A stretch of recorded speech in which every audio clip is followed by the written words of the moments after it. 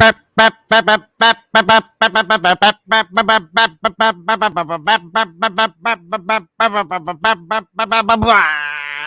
is happening, you guys? Welcome to another episode of the Fins Tailgate. I am your host, El Capitan, and on the tailgate party that never stops, the party has been going on all day. For all you guys that follow me on Twitter, fast and furious signings here, signings there, rumors, blah, blah, blah, blah. Football, coming right at you, hot and heavy. Guys, see a bunch of you guys already in the chat, getting ready to get the party started. Make sure you're hitting that like button on your way in. Subscribe to the channel if you guys aren't already subscribed. Facebook, Twitch, Twitter, holla at your boy. Come over here on YouTube. We about the party time. Lots of good stuff to talk about. Got a couple of articles we gonna read, a couple of hype we finna get. Drop the link eventually. We'll do some talking. It's exciting, guys. I mean, we're retaining some talent. Get some new guys in here. You're starting to see, at least on offense, some of the fingerprints of Mike McDaniel sprinkling himself all over his offense, and I expected as such. Still hadn't got that offensive tackle we were hoping to get, but maybe news will break. And if it does, guys, please let me know in the comments section if I missed something. Holla at your boy. Let me know that something just broke, and I will announce it, and I will throw you credit. Guys, make sure you guys are checking out all the great content on the network here. Tonk TMI Tuesday live at 9 with Tonk and TM color commentary. Right after that, you got open mic with Mike on the mic, and then on Saturdays you got Drop the Mic and Brandon the Bookie's on there with them, guys. So make sure to catch that action. And then Thursday, tomorrow night, you got everyone's favorite color commentary. He's gonna have plenty to say. I can't wait for the show. Every other night of the week, you guys can catch me, El Capitan, the Fins Tailgate, coming at you. Got the crypto show coming out here real soon, guys, so keep on a lookout for it. We're supposed to have a meeting tonight, just got slammed up, but we're gonna be getting that crypto show here, rocking here real soon. Can't wait to have it. It's gonna be an awesome show, guys. Awesome show. Make sure to check out all of our new gear: TFTG hats, hoodies, sandals, beanies, t-shirts. Link is in the description below. Check it out. Also, guys, we do have a relief fund for Ukraine in the description below. So please, if you guys are feeling charitable, hit up Ukraine. They got their own world of problems. But also, guys, we are partnered with Fanatics. You're buying some gear, getting some cool hats, want to have a jersey, go to Fanatics and hit the link in the description below. It helps out the show. Hopefully one day they'll be sponsors. This is how you get there. You guys buy stuff from them and they see that we can make them money and they'll sponsor us. And then we'll get all kinds of cool shit. Maybe we'll get some signed stuff. Maybe we'll do whatever. I don't know. We'll figure that out. But I know what is happening. We're well over 750 subscribers. I told everybody when we got over 750, we were going to hand out a couple of hats. So both these hats will be available up for grab. We will do a drawing on Friday on TFTG for Friday night. And we got special guest coming Saturday. We'll do special guest coming Sunday. So we'll do another drawing on Sunday. Special guest will be Paul and Kat from On the Fin Side. Everybody who watches On the Fin Side, they're coming on the show to get down party town at the Fins tailgate party. It never stops. Can't wait to bring those guys on here. They are super thorough. Now that we're getting past free agency and we're going to get heavy into the draft here real soon, these guys I've always turned to for a long time.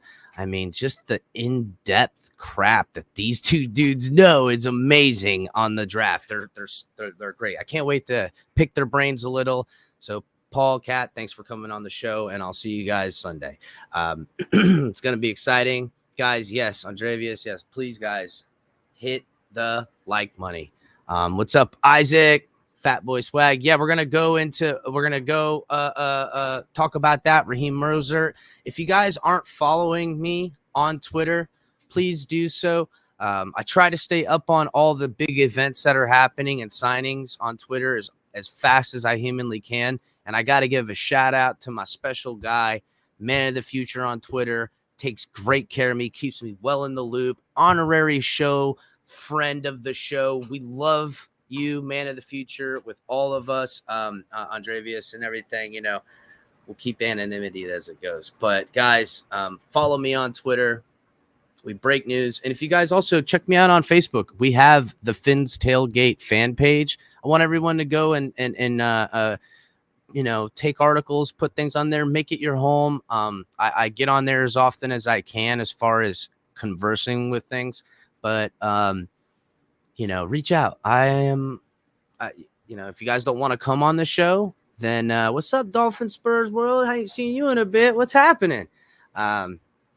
Let's go Watson number 4. Hey, listen, there is some rumblings and stuff about that, but nothing is definite. And the Watson saga continues, guys. We who knows? Maybe tonight the news will break, because it's either going to happen tonight or tomorrow. But in the next 24 hours, we're going to know wherever that guy ends up going. And anyone's guess is as good as mine, because who the hell knows? He could be in Atlanta. He could be in the Browns. He could be on the Dolphins. He could be on probably any of these teams he's been rumored to be with, other than the Colts. If he ended up on the Colts, woe is me for poor Texans fans. Could you imagine if your star quarterback ends up on the fucking Colts, dude? Could you imagine? That would be terrible.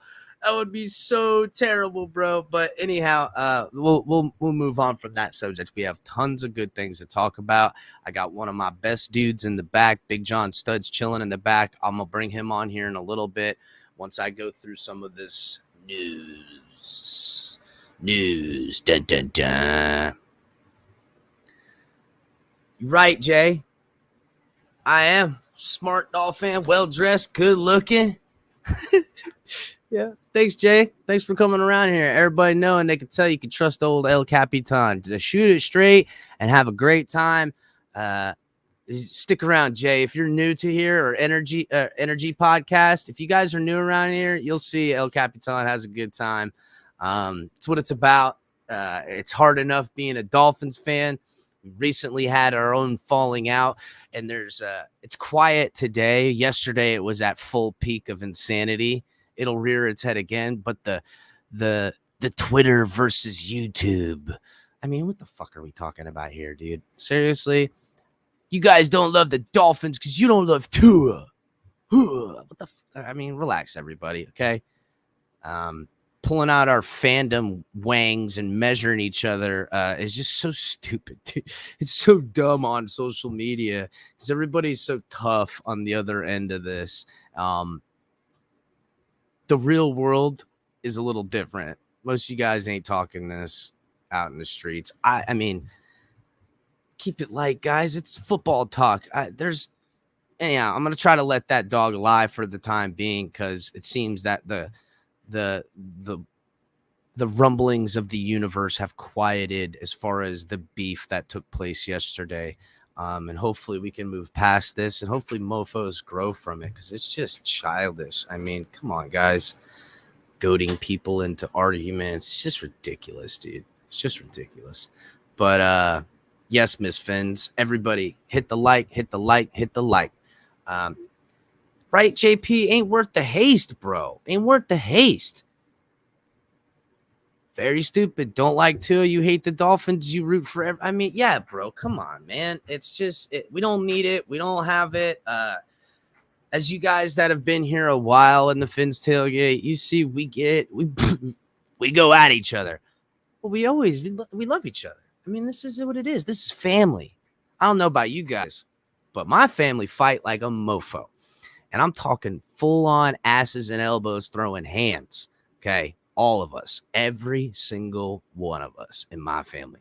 Matter of fact, it's almost a guaranteed. If you get enough of my family together for a family event, it is guaranteed there's some hands being thrown. That's just how it is. But we love each other. We're still going to sit down at the dinner table and eat, because usually like Thanksgiving or Christmas or whatever. It's and it's just how family get down. You know, you can only get as mad as you can at someone like that because you love them. And I think that's why we're so easy to just get at each other's throats over a quarterback or over whomever, because we love these Dolphins. We've given them so much. And I know where you guys, I know it hurts. Man, I hurt too. It hurts so much. I had to make this nonsense to get through it. I drive my old lady crazy with the talking about it. You know, there's only so much people can handle when you love the Dolphins the way the lot of us do. And, you know, we don't need to come at each other, dude. Yeah. Miami ground and pound Dolphins, EM. You're right. That's coming. And I expected that, man. That's a good thing. Do you think your family is crazy, Chris? Try being at Christmas with a house full of Hispanics when there's alcohol involved. Bro, what you talking about, man? I got rednecks with alcohol involved. What are you talking about, bro? I'm talking rednecks. Straight up, not one of us got a shirt on. Where most of them ain't even allowed to have alcohol at this point, okay? We actually have stopped serving the alcohol. And more often than not, nobody ain't drinking it now because everybody can just get too crazy. But when you see us at the Dolphins game at the tailgate party, look out. We coming. We coming loud, proud. We getting it. So let's go over some of these signings, guy, because I want to bring on Big John Stud and talk to him about free agency and stuff like that. If you guys missed Big John earlier today on Dono's show on 5 Reasons Sports Network, Dono Daily, Alex Dono. If you guys also go back and check out the interview I did with Alex Dono, I did a little bit of a deep dive, getting some extra information, hopefully finding stuff people don't know so much about Dono, some old stories. Wrong.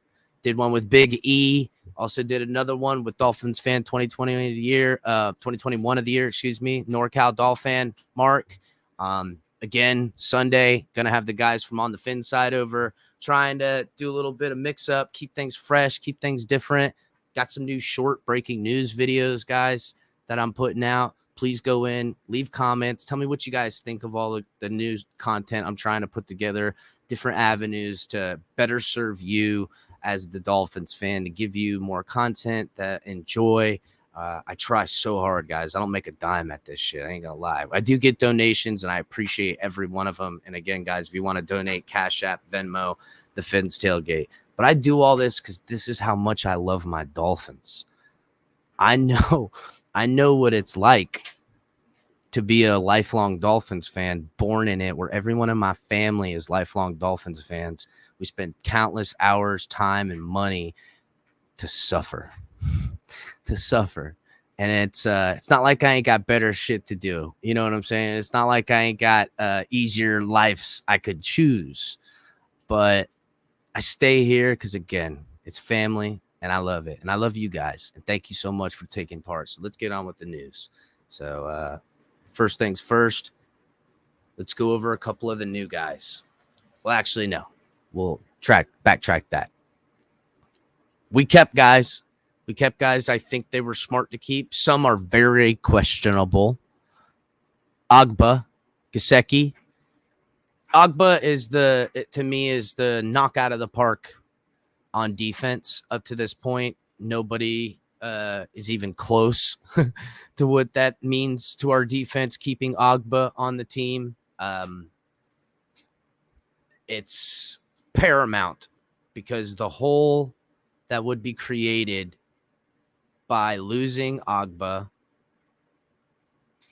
is insane. I thought for certain he was going to get a hell of a lot more money, and he probably would have if he went on the open market. It makes me feel very good that he took a hometown discount for the Dolphins heading into free agency. They made him wait till the end of the year, and they played ball, and he did us right. So I will be buying an Agba jersey, and you know what?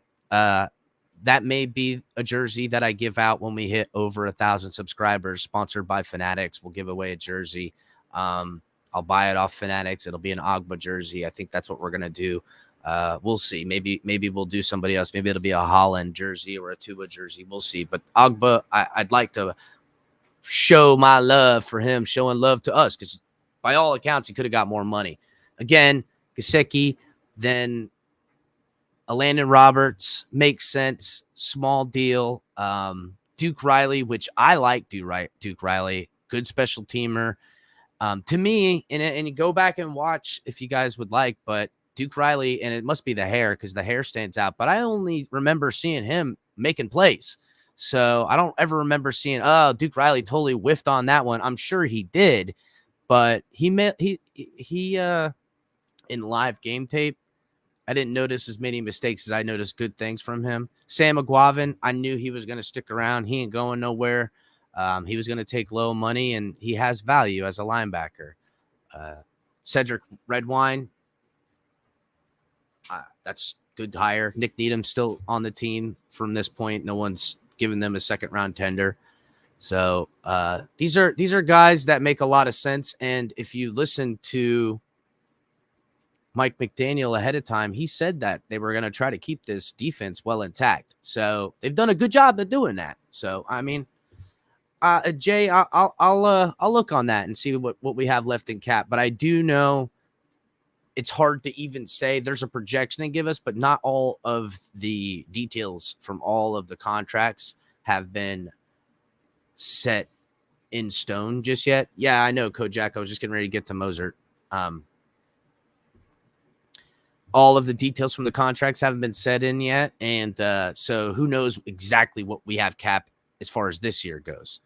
Yeah, Barry, I think it was like 13, somewhere right around there in the low teens is actually what they were projecting.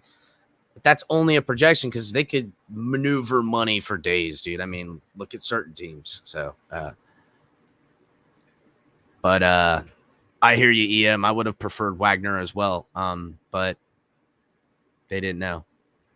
No problem, Jay. That's what it's about, dog. Everybody got a voice around this month. So, anyhow, newcomers, Chase Edmonds, fire. Teddy Bridgewater makes a lot of sense. He should help Tua along in this system. Connor Williams, he's good. I think he only allowed like 13 pressures or something like that. He was number 2 in the NFL last year in pressures allowed. Yes, he has some penalties in the past and false starts, which we don't need more of on this offense, but a good hire. And if you guys have been watching, you would have heard me say that this is what I predicted. More bodies of younger guys that are serviceable because there's going to be a hell of a lot of running around here. And also alongside that, I could really see this offensive coaching staff thinking, hey, there's a hell of a lot of good talent on the offensive line. And I know no one wants to hear that because of how bad they performed last year. But you moved everyone to new positions. You got second year and first year guys everywhere. And really all the snaps that they took last year being in the positions that is growth. You know, it's worth its weight in gold in the growth that we're going to see out of them this year, especially in this zone blocking scheme. It's about gap control and moving a wall. So think of it kind of like, you guys like to watch any of these cool ass Viking shows? I love Viking shows, boy. You get a new Viking show, let me know. I seen the one on Netflix, just finished it up. Kingdom or something like that. Fire. Vikings, awesome. But think of it kind of like this blocking scheme as like a shield wall that is about sliding and revealing the gaps to the running back. It'll be, the gap is over here, but it's more about a gap that'll reveal itself at the second level, burst through the hole. It's going to be good. Run game's going to be fire. And just by the offensive line moving this way, it's going to be better. And they've brought in the right coaches to make it happen. So it's good news for us. Raheem Mostert. Everybody's excited about seeing Raheem Mostert come here. From what I can see, lots of people are like, yeah, Raheem Mostert. I think it's a smart hire. He's a good back. He is coming off injury. Yeah, trade Parker and Gaskins. Hey, maybe, dude. Listen, I don't think they're going to keep Duke around here, Isaac. He's not necessarily the perfect scheme fit, which doesn't make sense to me because Duke's a great running back, and it's not like he's a dumbass, like he couldn't figure this kind of scheme fit out. But I don't know, maybe maybe, I mean, the writing's not on the wall. Maybe they cut somebody. Maybe they bring him in and let these guys compete. Remember, Mostert is coming off injury. There's no telling how he'll perform after the injury or if he gets re-injured. And Lindsey, Duke, I'm sure there's a lot of guys on the short list for this Miami Dolphins, and that makes sense to me. It's running back by committee, you guys. It was always going to be that way. And I expect them to still draft a young running back probably by the 3rd round or 4th round. If they don't, then they might double down later on, in the later rounds. So maybe they'll do 5th and 7th or something like that. Or I think they have 2 7th. Maybe they'll double down because, again, offensive line, running back, it's more of a facilitation, distribution, trickery. Everybody's going to get their chance to touch the football around here. Everyone's going to have to run their asses off. Everyone's going to it's a more cohesive unit for an offense to be played as a team, where other offenses can go, hey, I got an elite quarterback or an elite wide receiver, and we're just going to torch you because this guy can do that. And that could be plays that they dial up for sure. But this is more about imposing your will. And I forget who put it in there. I think it was put it in the chat. Or was it? I can't remember, but somebody put ground and pound, and that's right. And I don't disagree with that. And I said this on Larry's show on FinFan panel. Shout out Larry, my guy. Lord willing, we're playing playoff football in Miami one day. And if that's the case with this type of running game or running scheme and working, oh boy, they're going to be just cracking mofos over the dome all day. It'd be great. It's going to happen. So some good signings. There was also Cedric Wilson's going to be a good sign. They got that guy crossing, the special teamer, also going to play probably rotation in CB if, in relief at some times. Let's see here. I had some article I want to read about Alec Ingold, fullback. Here it is. I got it, guys. So I do like the fullback they kind of brought in. Again, these are when I said a few minutes ago, it's really about, yes, was Batman was talking. So really what okay, Isaac, I'll just get to it real quick. A lot of rumors are getting thrown around. There was talk of Christian McCaffrey, and there was also talk of weird talk about the Dolphins making a play at what's his name? Oh my God. I can't remember. Oh, man. I'm trying to think of who it was.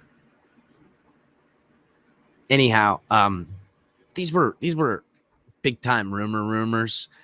Nothing that I felt like was going to be big. There's rumors being thrown around right now, but as far as speculation, Saquon Barkley. Yes, it was Tyreek. That's right. Thank you, Isaac, for remembering. Gosh, I'm just getting a brain fart. It was. I was mentioned a couple times that, oh no, listen, they're really wanting to put Tyreek in this system, and they think that they can trade for him, and they're looking at trying to do it. So that may be, but I can't imagine how the Dolphins are trying to trade for Tyreek Hill and then it slips out where I'm finding it out. That's all. Because not that I haven't gotten some good leads on some good shit, but that seems like something that nobody would hear about. So exactly, Douglas. I thought it was ridiculous when I heard it too. So, but there was also by a few accounts, we were expected to already have signed La'el Collins in a trade. but I think the Cowboys the Cowboys have almost maneuvered themselves into a bit of a bidding war that it seems, but I think they're going to be too little too late. And they're kind of doing Lyle Collins a favor. And we talked about this the other day on Mike on the Mic. They're really doing this kid a favor if they let him get all the way down. Patriots are front runners right now for Lyle Collins. And if that's the case, the Dolphins are going to take whoever probably doesn't end up going to the Patriots. But it seems like a lot of these tackles are waiting for Armstead to set this market. So trade a fourth for Tyreek Hill. That wasn't the price I heard, EM. And that was not the price I heard that they were asking for. So, yes, Greg, Jesse Davis is still a part of this team. Fan favorite. You are correct. Everybody loves him. So, Anthony, what about Saquon Barkley?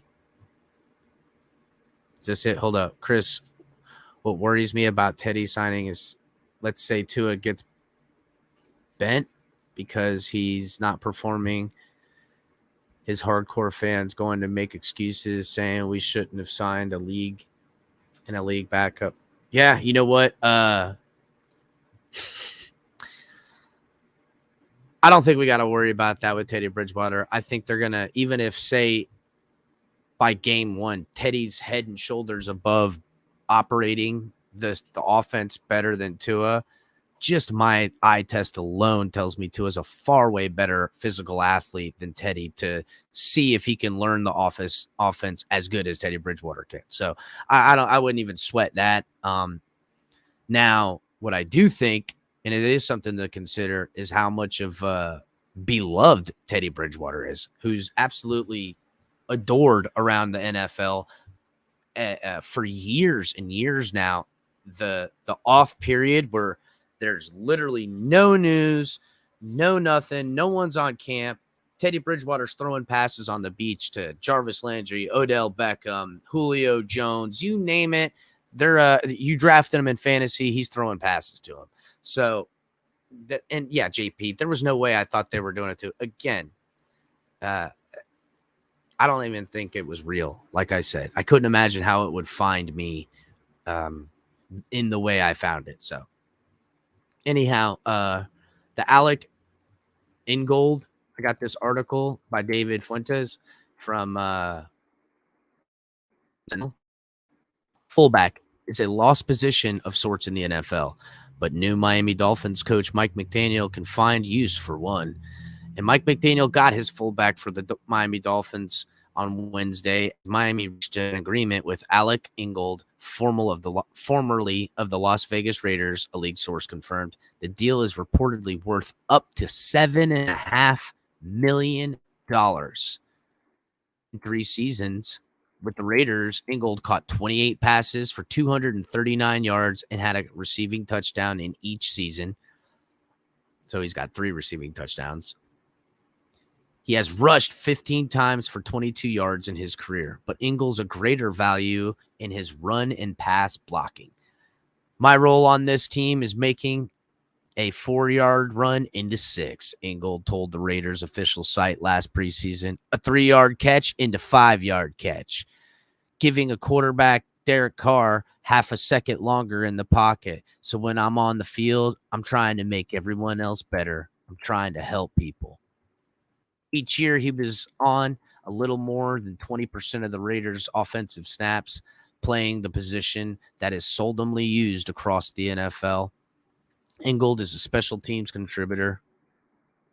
In 5 seasons as an offensive assistant coach with the San Francisco 49ers, the last of which was as coordinator before taking the Dolphins job, Mike McDaniel featured Kyle Juszczyk at fullback. Juszczyk is a 6-time Pro Bowl selection, including all 5 years he was under McDaniel, which is something to think about real quick, guys. Mike McDaniel said this, and I said this to Crypto. I forget where it was. I think it was on Larry's show again. Mike McDaniel said that he measures his success by the success of his players, all pros, Pro Bowls. these are the accolades that he knows, that people that basically know that he's a good coach. These are his words, not mine. So this is what I expect out of this team. And he said it with such great confidence. I believed him when he said it, that he's going to do it. I believed him when I think he believes in his ability to do this. And when I see him go and get a guy just like this, he's thinking, hey, I did what I did with Kyle for the Niners, and this is my Kyle for the Dolphins. So I'll continue with the article. Ingold. Ingold, 6'1", 240 pounds, turns 26, a native of Green Bay, and attended Wisconsin before going undrafted. His hometown Packers are slated to visit Hard Rock in 2022. You get to see the Packers in here at home this year, guys. Also a team captain from the Raiders, Ingold finished the 2021 season on IR after suffering torn his ACL in November against the Chiefs, which, God, I hope that ain't going to linger on him. McDaniel continues to build his backfield between additions of Ingold and tailback Chase Edmonds, and also now Raheem Mostert. So pretty awesome. Again, guys, it's what he's building and how he's building it. I'm going to go ahead and bring on Big John Stud, guys. I'm not going to. What's good, my man? Yeah, we did lose Mac, and that's right. Preston Williams is still on this team, which is, I don't know, to cry or laugh. I think I'm laughing and crying. That's kind of what I'm doing now. Big John Stud coming on here. What's going on, Big John? What's going on? Not a dog. Got a couple of more articles I'm going to read and stuff like that, but I just wanted to bring you on. Didn't want to blow through everything. Wanted to get some of your reactions to some of this stuff. I'm actually upset we lost Mike Collins. I wanted Mike Collins on this team. Me too, bro. Me too. But honestly, when I saw the two signings they did yesterday with Wilson and the other names evading me, but those special team and offensive snaps, the special teams guy Crossan, those two guys, those were taking all the snaps for Matt Collins, and probably they're making the same amount of money Matt Collins is getting from the Raiders, and that's what Chris Grier does. You know what I'm saying? He kind of takes a player and the snap output and figure out a way to take that money and turn it into two players. So then you're not depending on one player for all those snaps if he goes down. You know what I'm saying? And you can take a similar piece. Yeah. Replace one Pinto with the other Pinto. Yeah. What you think about? What's up, John? And Juicy J over here, Josie Juicy J says Bills get Von Miller. What do you think about that, man? I mean, that's not going to be pretty seeing Von Miller and Gregory Rousseau pinning their ears back, coming over here trying to get to him, man. Whatever. I don't care. I don't care what anybody does. I'm gonna go all in and trust Mike McDaniel and the fact that he can teach this offensive line to work together. That's what I said today on Dono. The key word for the Dolphins this offseason is teach. If he can teach, if they as staff can teach these guys, Robert Hunt, if they can teach, Austin Jackson, if he stays or he doesn't, if they can teach these guys to work together, the offensive line, how to move, how to block, stay behind your pads, lower your anchor, learn. If you can learn, it doesn't matter. So you can, there are ways to scheme for Von Miller. They've done it for years. You can always chip a guy on one side, chip a guy on the other. Gregory Rousseau had a great start to the season, and then he fell way off. So he did, man, but don't think he ain't gonna be good. He's still gonna be good. So, and it's his second year, rookie. He had, what happened to Greg? He hit that rookie wall because he didn't play the year before, and I seen it. He looked like he had sand in his feet. I don't know. Nobody told you not to play, bro. Come on. I know, but he did you see how In life is called decisions. it's truth be told, my man. He took off because of COVID, and his mom is a Yeah. medical professional, and he couldn't risk it. And I understood that. And man, oh man, did that kid put some freaking weight on that offseason, though. Holy cow, he was big when he left. When he came back, it looked like he ate it, half of them or something. He's a monster. What happened to you? I became a metahuman. Oh shit. Yeah. He's like, I've been sleeping at the nuclear power plant this whole time. This is how it look like, bro. I've been drinking nuclear power fluid. But what do you do all day? Sleep and work out. I sleep and work out and eat the flesh of living humans. It's just a monster of a man. Looks I'm like glad we got Mostert. I just, like I said, I heard you say it, and I think the only I'm curious to see what they do with Jared Dokes, but the only other I know, right? the only other running back I see making this team, if they go about keeping another running back, is Philip Lindsay, and he's a scheme fit. I know. I want him back too. He ran for 1,000 yards as a rookie, guys. He had 8 to 10 touchdowns as a rookie. He ran the outside zone. This is where he made his bread and butter. This is what he does well. And the kid's never fumbled in his career, which is astonishing when you've gotten hit over 600 times and you've never lost a football. So I don't know if he's going to stay here, but he's somebody I would try to do whatever I could to keep, because just for the block that he threw last year, that was the best block we've thrown. I know which block you're talking about. He stepped up and just right in his gullet too, dude. You seen that guy go? The prettiest pass threw it to the wall all year, and it was only because Philip Lindsay laid out the blitzing linebacker. Yeah, no, he did some damage for certain, bro.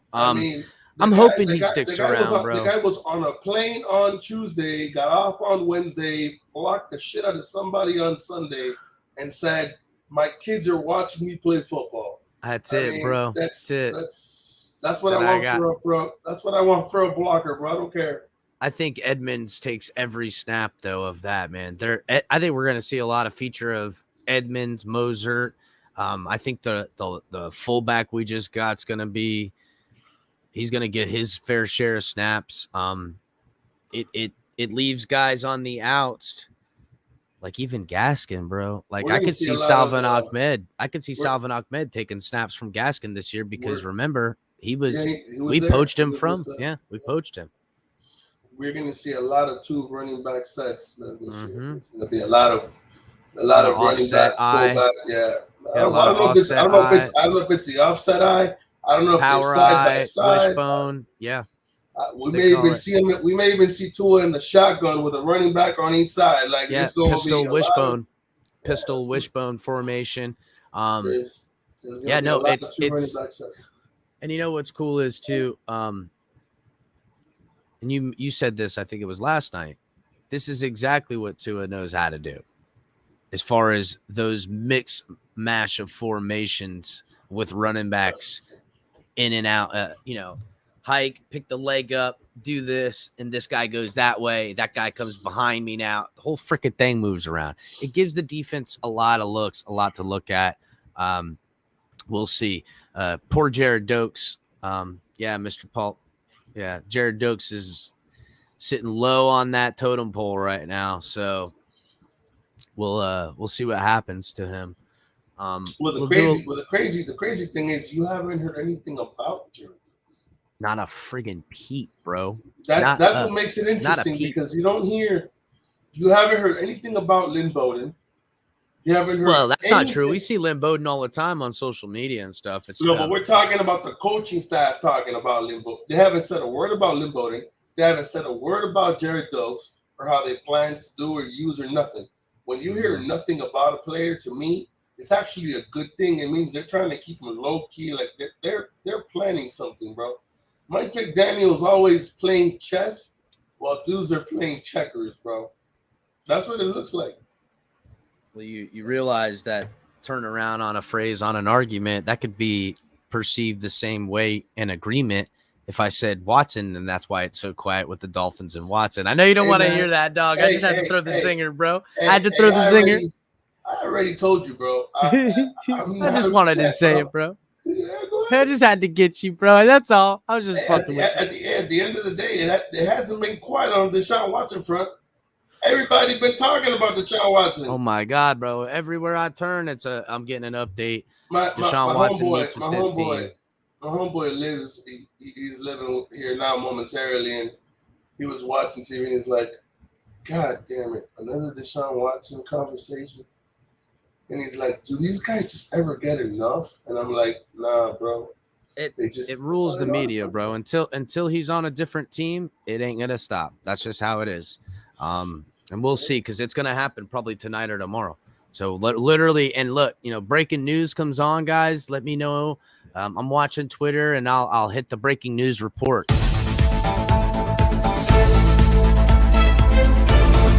TFTG breaking news report. So let me know. Watch out. Let me know, guys, if some breaking news. 2 steps from Spider-Man, bro. Listen, dude, I gotta keep things fun and interesting around here, man. I'm a guy in a purple jacket, so gotta act the part. So all right, so we'll do a little bit of a rundown of what we know as of this article being written at 7:00 at night by Omar Kelly. Connor Williams, offensive guard, agrees to 2 years, $14 million, which guarantees 7.5.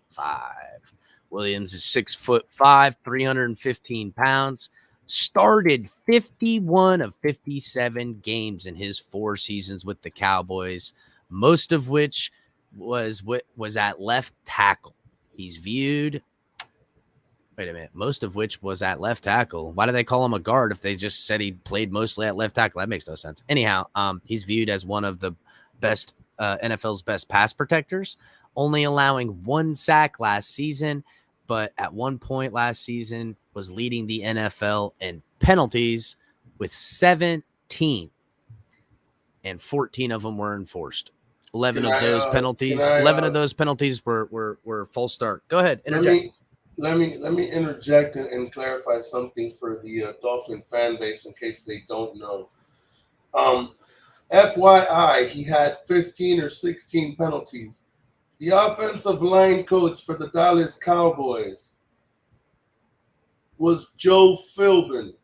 So you already know they were being taught shit, okay? In case you didn't know, Joe Philbin was the offensive line coach for the Dallas Cowboys last year. So to me, I don't even worry about the penalties. You know what? It does make sense because the offensive line in Dallas has always been stellar. And it seems like last year they took a step back. And now that you tell me Philbin's running their O-line group, I see why. You didn't know that? I didn't know that, man. Thank you for the nugget. Joe Philbin is your offensive line coach.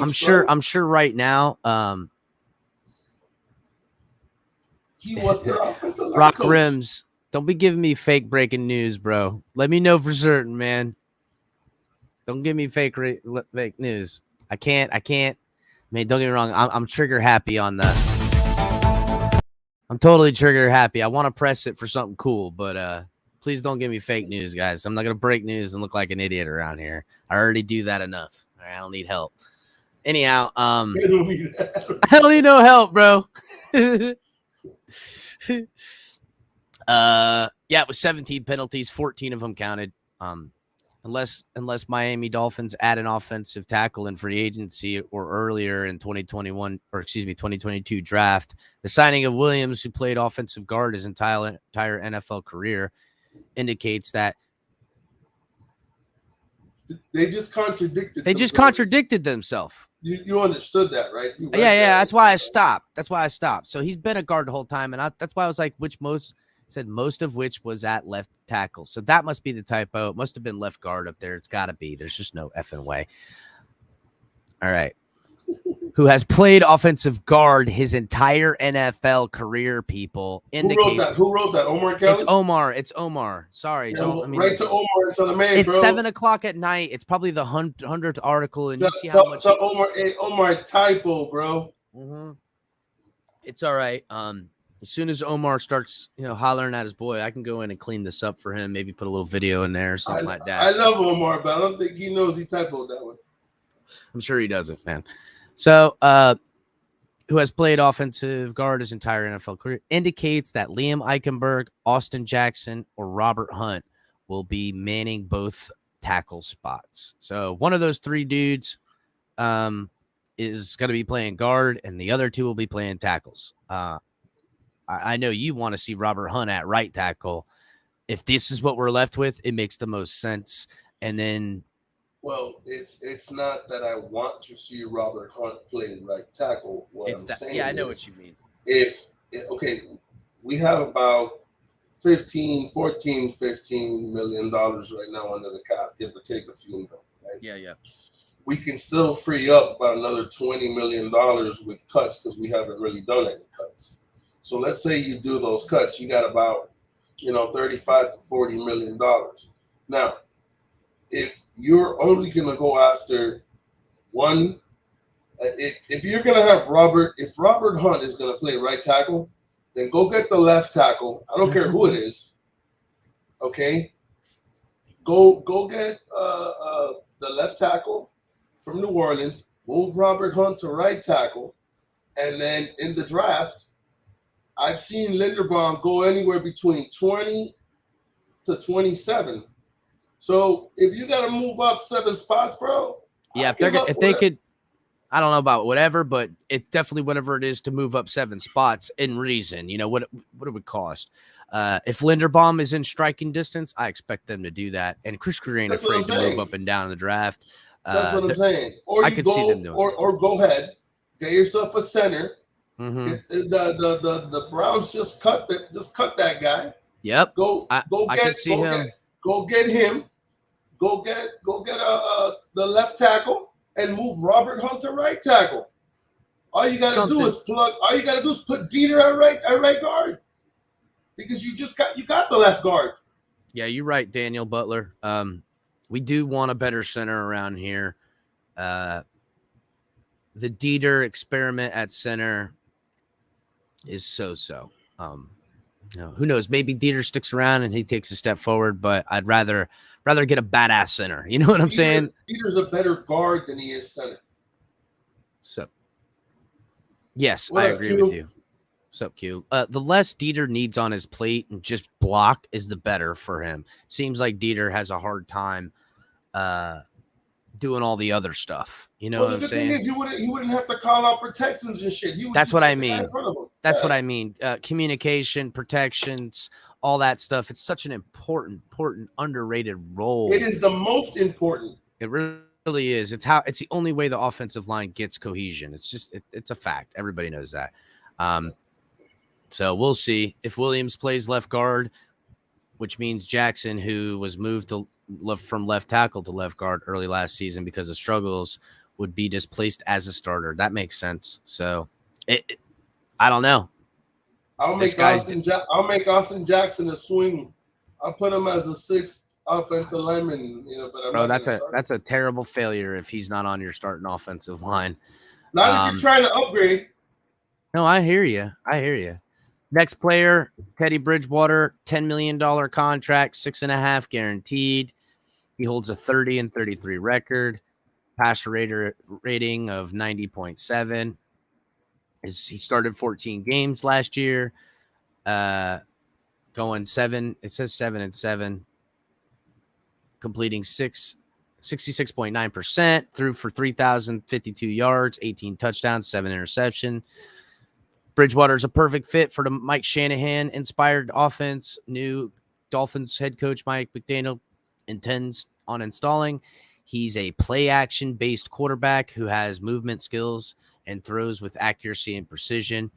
While 2022 first-round pick Tua Tagovailoa is viewed as Miami's starting quarterback, we could be looking at Ryan Tannehill,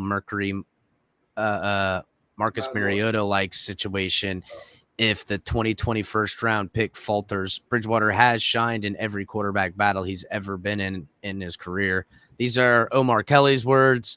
Again, if you heard me just a second ago, they're going to let Tua have every chance to grow the greatest thing for Teddy Bridgewater was to give him a badass nickname, Teddy Two Gloves. That's about it, bro. All right. Well, again, dude, that's as far as that goes. Teddy Bridgewater is beloved by offensive wide receivers everywhere. So it's not like he's going to have a hard time being a professional. You know he's going to be comfortable being back home. But I don't think they're going to. I mean, you're going to get more of the same. If you're I was saying this earlier on Dono's show. If you're sitting there talking about Tua not having arm strength and throwing the ball down the field, Tua's got a stronger arm than Teddy Bridgewater. Teddy Bridgewater doesn't throw the ball down the field.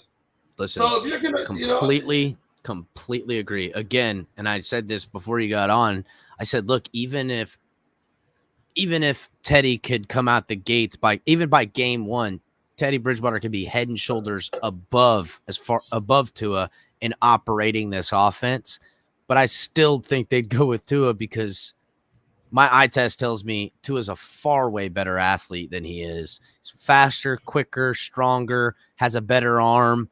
And his accuracy is better than Bridgewater too. And they're pretty close in their accuracy, actually. Even the numbers say so. But again, Teddy, I don't think I've ever seen Teddy Bridgewater throw a football. Now, granted, he's thrown 40-yard plus 50-yard passes, but every single one of them is a slow floater. That's it. I don't know how it has the same velocity when he throws 5 yards as he throws 50, but they all move like this. They're all like that. Thunk right in there. They get where they're going and they're accurate, but it's always like he's got like a slip touch on it. He's like going, it's what it seems like every time. It's the gloves. It's the gloves. It's got to be, bro. It's got to be.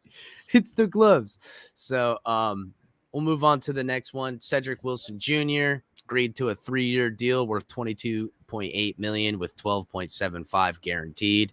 Wilson is an athletic 6'3" deep threat who had a coming out party last season in Dallas, setting career. Man, we're getting a lot of Dallas boys around here looking at Lyle Collins and shit. Anyhow, setting career highs with 45 reception, which he turned into 602 receiving yards and 6 touchdowns. And you know what? That's pretty decent. 45 receptions, 602 yards and 6 touchdowns. And that was all towards, it's not like he came out of the gates with a starting role. On the depth chart. Yeah, so. He didn't start getting a lot of those snaps till the end of the season. So Wilson has versatility to run every route needed in Miami's offense, which should make him an ideal component for Jalen Waddle and Devontae Parker if the Dolphins decide to keep the 8th-year veteran. While depth remains an issue at receiver, Miami now possesses 3 starters and a potential 4th with Lynn Bowden Jr. factored in. So, yeah, again, these are the type of weapons I predicted they would get for even the prices that they're getting them at. I had hoped that they would go get Juju Smith-Schuster. That would be awesome. But guess what? He still hasn't signed. And listen, if Friday comes and goes and this weekend comes and Juju Smith-Schuster isn't signed, I think they can go get him for damn cheap, bro. I think you can go get him for like $8 million guaranteed 1-year contract. That's worth it, bro. I don't give a damn. $8 million 1 year for that guy. It's enough. If you look at if you look just simply at what Odell Beckham did for the Rams this year, another different weapon that they have to account for on defense can only help everything. OBJ is still unsigned. Exactly. Even OBJ is going to want that. He'll sit there and wait till week 2 to sign because he'll get someone dumb enough to go down in camp and he'll pick it up for 12 mil or something like that. OBJ will talk about retiring. He'll do some. I know Juju Smith-Schuster does his TikTok, but OBJ to me is way more irritating than Juju Smith-Schuster has ever been. Oh man, you think CCRR? You think he'll get $5 mil? bro, sign me up. $5 million, Juju Smith-Schuster. Listen, it's a scheme fit, guys. It's a scheme fit. I'm not saying bring him in here and he's going to beat out Jalen Waddle. I'm saying that's another weapon that the defense has to account for. And in this zone blocking, quick dump off, sideline to sideline, and I mean, he can block. He's physical, and you want a wide receiver that can get his hands on someone and block them is worth a lot in this offense. It's not that he can block; he likes to block. That's what I'm saying. Yeah, he meets contact. Yes, he works perfect in this system. And he's in the same mold as Hines Ward, guys. That's right. Hines Ward and Juju Smith-Schuster. I know he's slot, but you can put him on the outside. He doesn't do great on the outside, but again, you bring him in here for the right money. He's in the slot. Now Waddle's on the outside where we want to put him every now and again. And now you've dictated a matchup where if Waddle's lining up on the outside, they got to double cover him on the outside. They have to double cover him. They got to, because they can't take the risk of him taking off down the field. So safety help has to be there. Which means Gesicki and Juju or Bowden, they're one-on-one. Good luck. They're eating it up, bro. They're eating it up. Now, what are you going to – who's covering Mike Gesicki? Are you going to take the risk that put a linebacker on him? No, you have to put a safety. So now, if you got Juju Smith-Schuster and he can take a slant up the gut, there's no safety help. One's over to the side. The other one's down playing the tight end. And all of a sudden, he's running away free, burning the second or third friggin' corner on the field. Or you got these linebackers trying to cover Mostert and Edmonds out of the backfield, which isn't easy. It's not easy. It's a smart system, and it's all about misdirection, and it's about conviction in doing a run game that forces them to go, shit, we can't just let these assholes run 4, 5, and 6 yards every time they try to run on us, because they're just chewing us up. So you bring in help, you change out personnel, you figure out to get heavier dudes on the D line or more guys on the line, whatever they do, and now you start dictating your matchups in personnel. It's superior coaching when done right, and I have to take Mike McDaniel on his word because I see and I know this offense, and it does work. So until he shows me otherwise, as a Dolphins fan, I'm always cheering it up. I think it's the best thing since sliced bread. So until he doesn't make it happen, then I'll wait. And I give him some time too. I mean, it's going to take some time. You know what I'm saying? It's a new offense. To me, the most exciting part of this whole thing is the line. I know. Burrow, they're running his offense in Cincinnati. Herbert, they're running his offense in LA. And finally, Tua is running his Alabama offense in Miami. They brought Tua's offense to Tua. They didn't take Tua to Tuscaloosa. They brought Tuscaloosa to Miami. I said it yesterday. I said, hey, I don't expect any complications. Don't miss the read. Don't know where you're going. You know his offense inside and out. This is where you flourish. If you don't play the way I expect you to play, I'm the first one to take Tua and put him on the bus. And I'm the one who believes in him the most. But if they're giving you everything you say you need and they're giving you your offense, I don't want to hear it. Douglas, that's what this offense is about.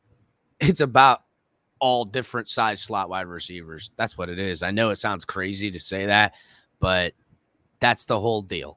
It's a million slot wide receivers. And you guys aren't going to be used to seeing so many bunch formations, but you might as well get used to it. That's right. It's going to be smaller, quicker guys that move shorter around in space. There is bigger guys that obviously can do that, and we got one of them. Cedric Wilson will be a bigger guy that has ability to sink his hips on his routes and turn around and get space. A little different for Mike Gesicki, who just uses his long-ass stride to get space and round his routes. I know people don't want to hear it, but what would Will Fuller do in this offense if you add him to this offense with Cedric Wilson and Dylan Waddle? Will Fuller, to me... In this offense? That's not fair, bro. It isn't, but you could only do his one trick and just run it with him. And I don't need But a the one thing trick is, pony anymore. why does everybody say he just runs go routes? That's not I know what you're saying, and I know that that's not true. I'm just saying at this point, because he got injured doing something different. I don't know. I can't trust him with the heart, with the ability. Yeah. You know what I'm saying? Like, he might just only want to come out and do the one trick at this point because that's what pays the most, and that's what he would want. You do, 12 snaps a game, you run 3 posts, and the rest are flies. I could just see that being the case. So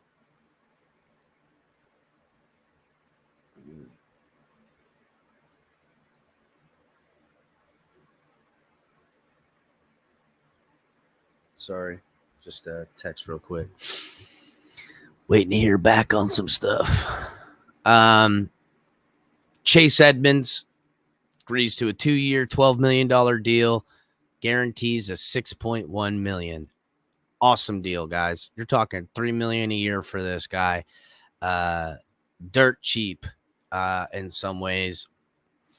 Chase Edmonds started 15 of the 57 games played in his first 4 seasons, rushing for 1,551 yards and scoring 9 touchdowns on 333 carries. He had in regular season games. He also caught 128 passes for 921 yards and scored 5 touchdowns on receptions. Throughout his career, he has caught 78% of the passes thrown his way for an average of 7.2 yards a reception. That's not bad for a running back, bro. Fuck no, it ain't, bro. That's pretty good. And, he's built like a shit brick house, too. He's only 5'7", 5'8", or whatever. He's a shorter dude. But he plays like he's 6'1", bro. He's 210 pounds, bro. Doesn't he run kind of upward for his size? He does. He looks a lot taller because of how he runs. Yeah, he runs high, doesn't he? Yeah. He does. He runs high. He looks like he's taller than he is. He runs high, but I guess that helps him with his vision because he's got great vision. Mike McDaniel has added a Deebo Samuel-like playmaker to Miami's offense, giving the team a versatile athlete who can seamlessly go from tailback to receiver on any given snap. Most importantly, Edmonds has the speed to get to the edge on wide zone runs, which in this scheme, this offense tends to run. He'll compete with Myles Gaskin, Salvin Ahmed, and Jared Dokes for playing time at the starting spot, and also somebody who's obviously not on this list because it's what it isn't is Raheem Mostert. So next person on the list is fullback Alec Ingold. Signed a 2-year deal that'll be worth $7.5 million. No release on the guaranteed money just yet. I'm gonna take a shot in the dark, and it's probably like $3 million or something like that, 3.5, maybe 4. In 3 seasons with the Raiders, caught 28 passes, blah, blah. I already read those stats earlier.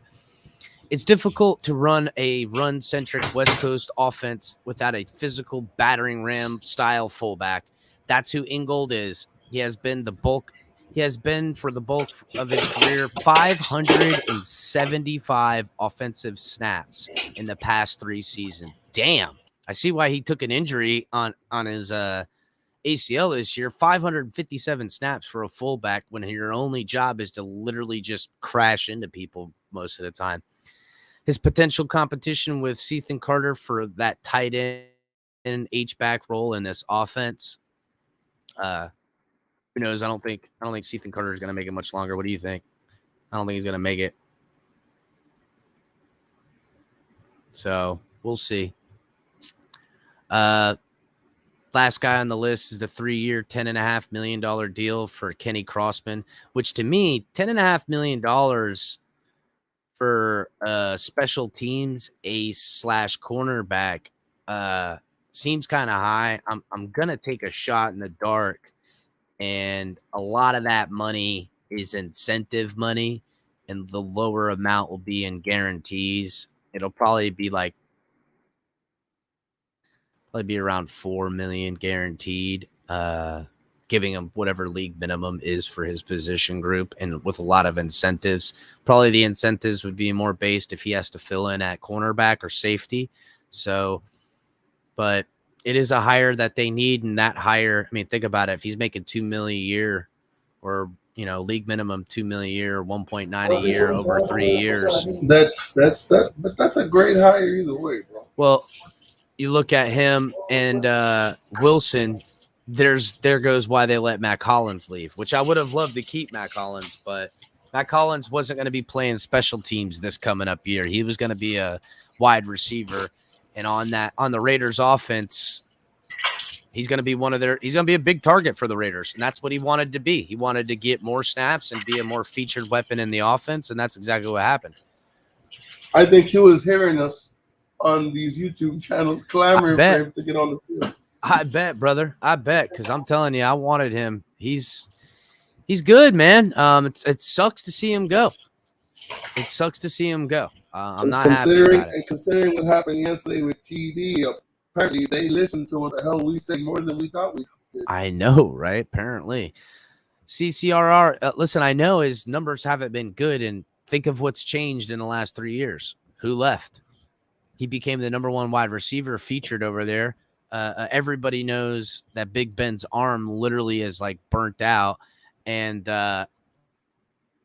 he's when he's not a number 1 wide receiver, not even close. So to me, we can get him at a bargain. It's a weapon to be utilized around here. He'll eat up against your third corner, and he's physical. I like him. I'm not saying I need him on my team. I'm saying that if he was on here as a weapon for Tua, it would be pretty awesome.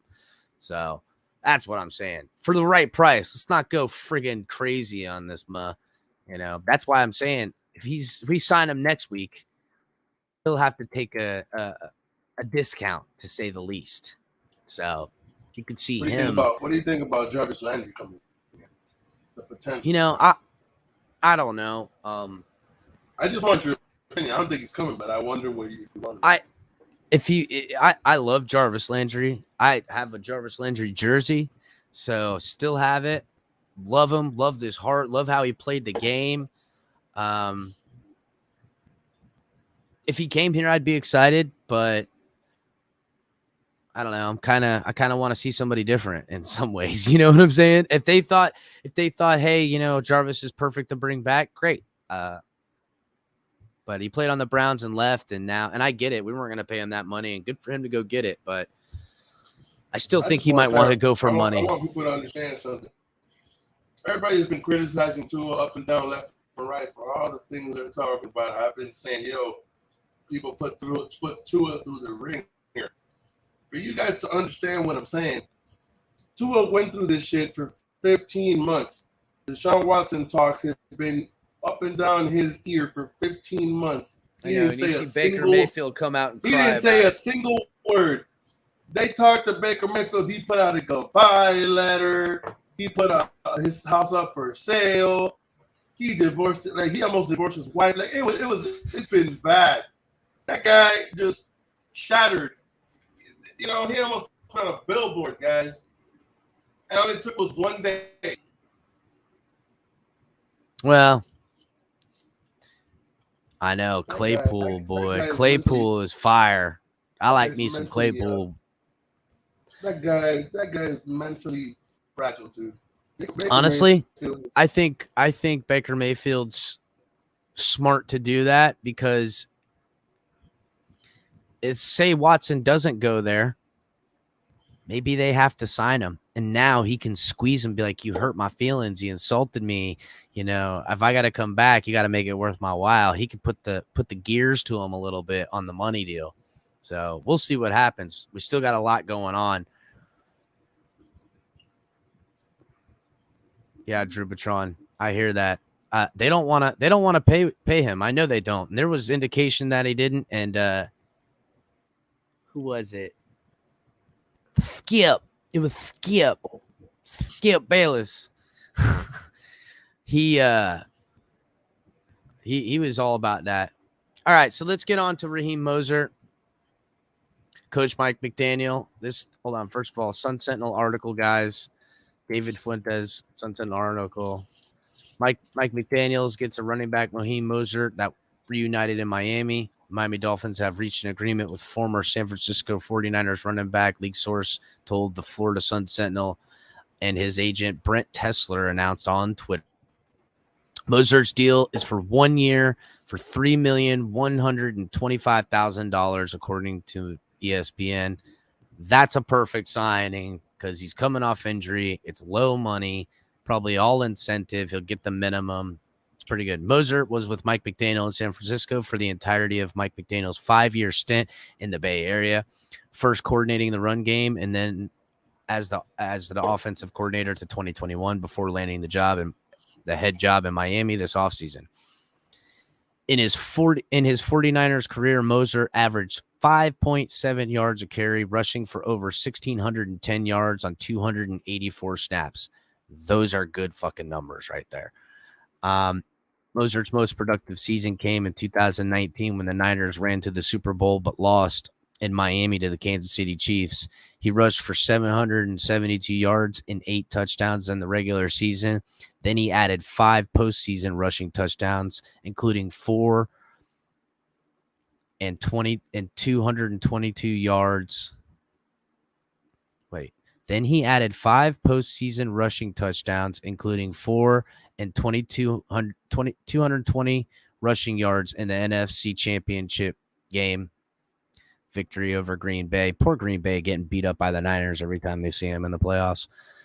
Mostert, who turns 30 on April 9th, is coming off season-ending knee injury he suffered in week 1. So he should be well healed. That happened in week 1. So if there was ever a time for him to get injury and bounce back, it happened week 1 or in the preseason. So if he was ever going to play football ever again to something of what he did the past few years, then it would be this year. So God willing, it's going to happen for us. He's had plenty of time off. Yeah, that he did. You know, you could also there's a good plenty of rehab, plenty of time off, plenty cold tubs, plenty whirlpools. Plenty rehab. Yeah, and also too, he's not going to have to be RB number 1 because there's going to be a starting running back every week, but I think they're going to rotate it in anyhow. There's no RB1 in this system. They want to accentuate the different style running backs and, get it how you live, son. You feel me? I feel you. I wonder who do you think starts week 1? I think Chase Edmonds starts the season. Oh, no doubt. No doubt. Chase Edmonds all day. Yeah, Chase Edmonds going to start week 1. Unless they get a rookie, in which case if they got a rookie that, blows up in camp, then maybe that happens. That would be ideal. Say they get a rookie in the 3rd, 4th, or 5th round and that guy's starting, I would feel pretty jacked up about a rookie starting over the running back room with all the experience they got in there. That would be pretty friggin' awesome. You know what I'm saying? So I'm hearing that Lyle Collins is – hold on. Ali Da says Mostert will catch a bomb from Cedric Wilson this year. You heard it here first. That would be nuts, Ali. The Patriots are making a play at Lyle Collins. That sucks. Well, that just means that Trent Brown is not going back there. Well, it really seems like they're pushing. They're also trying to get what's his name too, Armstead. So again, the Patriots. I don't know how they're gonna do that with no cap space. Bro, unless they're gonna cut the entire squad. I'm telling you, they only got like $18 million right now. They'll make it work. They can backload some of the money, pay it up, signing bonuses. They could shake down some players on their team. I'm just saying, You know what hasn't happened yet, though? is there hasn't been any reworking of Xavier Howard's contract. So, Alida, I wouldn't call the cap fake, but it's easily manipulated. That's for certain. And there's ways to maneuver it and kick the can down the road. And if you're very sharp with it, the easiest way to go is to make a lot of the money up front, just guarantee it. And that way it's not on the if you guarantee the money, like let's say there's 50 million and you guarantee 45 of it, then you're only on the hook for 5 because you just gave them 45. So you know. We'll have to wait and see. I just think it's fucked up that the NFL does these people like that. I think it really is messed up. You put your life on the line, you put your body on the line. They could sign you for 3 years, $60 million, and give you 40 guaranteed, and the only money you're liable to see is the 40 mil. They could give you the 40 mil, cut you the next season, and you don't see the other 20. Yeah, that's, I mean that's pretty shitty, bro. It really is. They could especially Jaffe the hell at you, bro. No offense to Chris Bosh, but especially when you're Chris Bosh, you sign a $140 million deal. You play one season, you develop blood clots, all right, and they still owe you $100 million. They gave it to you, bro. They could shake you down, bro. They could shake you down. But you know, if you look at teams like Tampa and how much players are making and how, oh no, they ain't got no cap and yet they figure it out. I don't give a damn, bro. You could figure it out. So these guys have their ways. You could borrow up to 3 years in front of the cap. The cap moves up. There's ways to convert money to signing bonuses. There's ways to then trade players where they carry no dead cap or the team pays you. There's ways to give a trade where a player and a pick goes and they pick up all the cap so you get money back. There's so many maneuverable ways. And I forget who used to be in the building. I forget her name. I want to say it was Kim or something like that did the contracts back when Tannenbaum was in there. And when we were signing big free agents, we had no money sometimes, dude.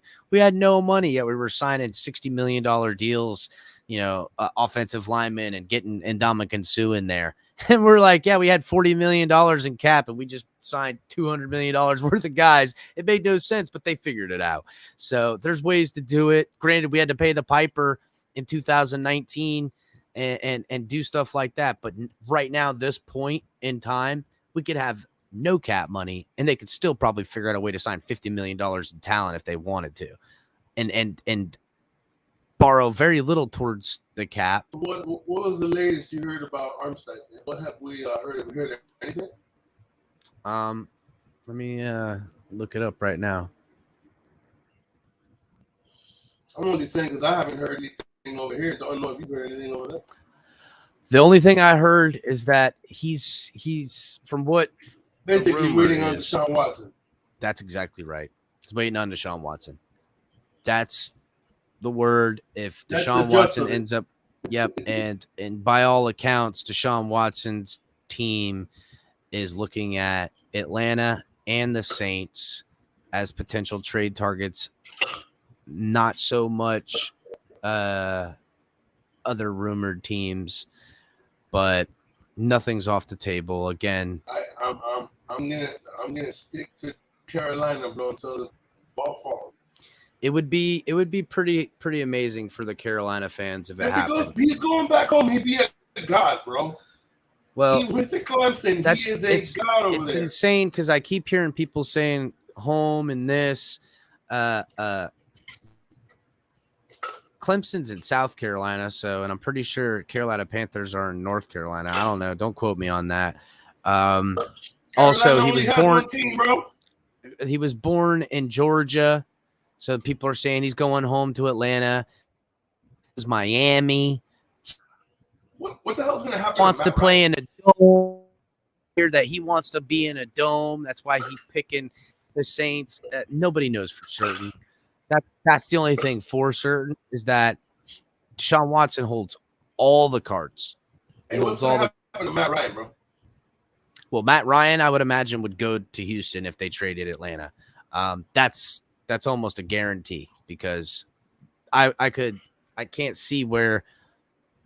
First of all, there's plenty of teams that would probably love to have Matt Ryan on their football team, and he's expensive as all hell. But maybe Houston would love to have him in there and say, "Hey, Matt Ryan, we'll pick up your contract, see what we got in David Mills, and maybe they draft a quarterback or draft 1 in 2 years with whatever first-round picks they get, and maybe he could train him." I don't know. Atlanta fucked up by not getting Fields. That was the guy they probably should have got, but that was on them. As good as Pitts is. Yeah, I know. They should have got a quarterback. They should have went and got a quarterback. Yep. But if they trade for Watson, Pitts might be the guy going because who the hell else they got for trade value over there? If Ridley's gone. If you pull that off, that was great. But who's gonna be left in Atlanta if he goes there? It would be better if you had Watson with Pitts and Calvin Ridley who wasn't suspended. That's right. But who could Atlanta trade outside of Matt Ryan in 3 first rounds and 3 second rounds? What other player could they give him? Matt Ryan and whom else? And Matt Ryan comes with a lot of money. Yeah, I mean, Pitts. Does anybody else know of any playmakers, offense or defense? You know what? That Cordell Patterson isn't signed with them? If I am Houston, I make that deal, but I don't want Matt Ryan. Oh, I wouldn't want Matt Ryan either. I wouldn't take Matt Ryan. I'll give you Deshaun Watson. You give me the draft picks, but I'm not paying. I don't want Matt Ryan back. I don't want that. You better trade Matt Ryan and trade Pitts and give me all those picks. I would rather have more picks than players if I was Houston. That's just me. I would much rather have picks than players because if you give away picks, you're admitting you made a mistake. You should have taken Justin Fields. Oh, yeah, agree. Well, that's not true because Justin Fields still has question marks and he's still young. They would get a star quarterback right away. But again, why would Deshaun Watson choose Atlanta decimated and pickless for the next few years? You know what I'm saying? That just I could see it's kind of the same thing with the Saints. Now, if they keep Armstead, which right now Armstead's a free agent, so right he now, could choose to stay. It escapes me. Who's in Carolina's division right now? It's wow, I'm drawing an absolute blank right now. Yeah, I was blank right fast. Oh my god, dude. Should have been pulling off the pen. Maybe I'd remember. I keep wanting to say the Titans, and I know it's not the Titans, dude. Keep wanting to say the Titans in their AFC. It's Carolina. All right, fuck it. I'm just gonna look it up. I can't believe I'm brain farting. Yeah, chat, who's in the NFC with Carolina? That's how shitty the friggin' the NFC has become. Tampa, Atlanta. Yeah, you're right. It's Tampa, Atlanta, New Orleans, and there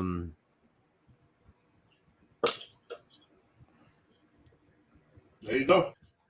Yeah. Atlanta, New Orleans, and Carolina. Carolina, to me, has more weapons in a trade for Deshaun Watson to stay.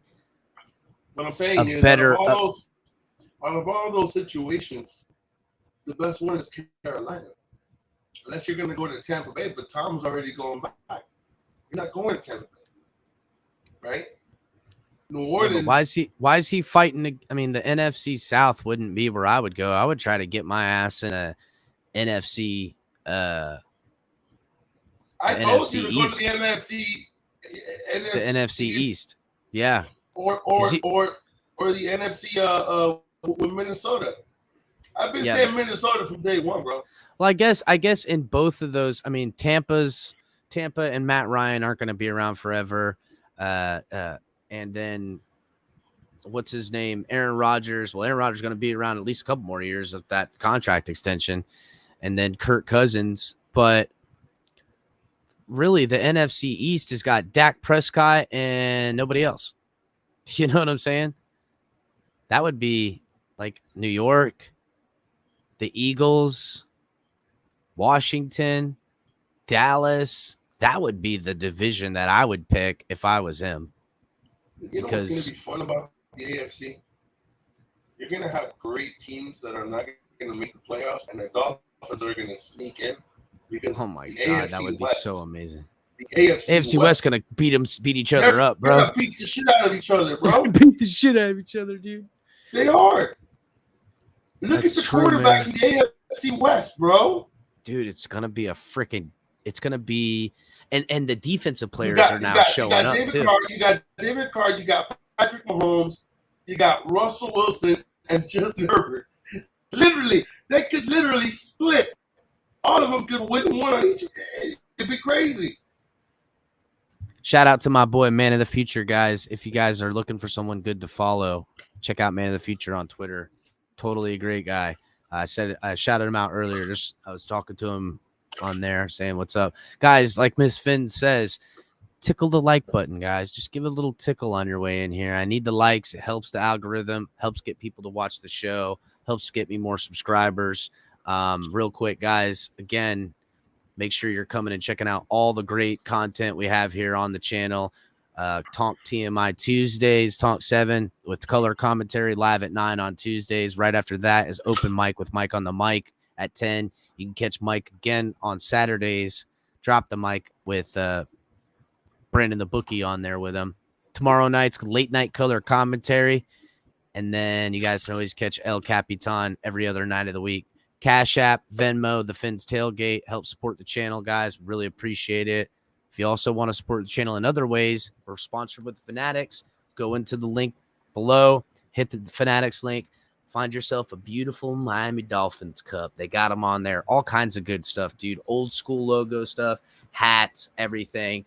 And if you guys want to buy a hat and don't want a thing, you can get a TFTG hat, guys. Sweaters, all kinds of good stuff. Beanies. Hit the link. We got it in below.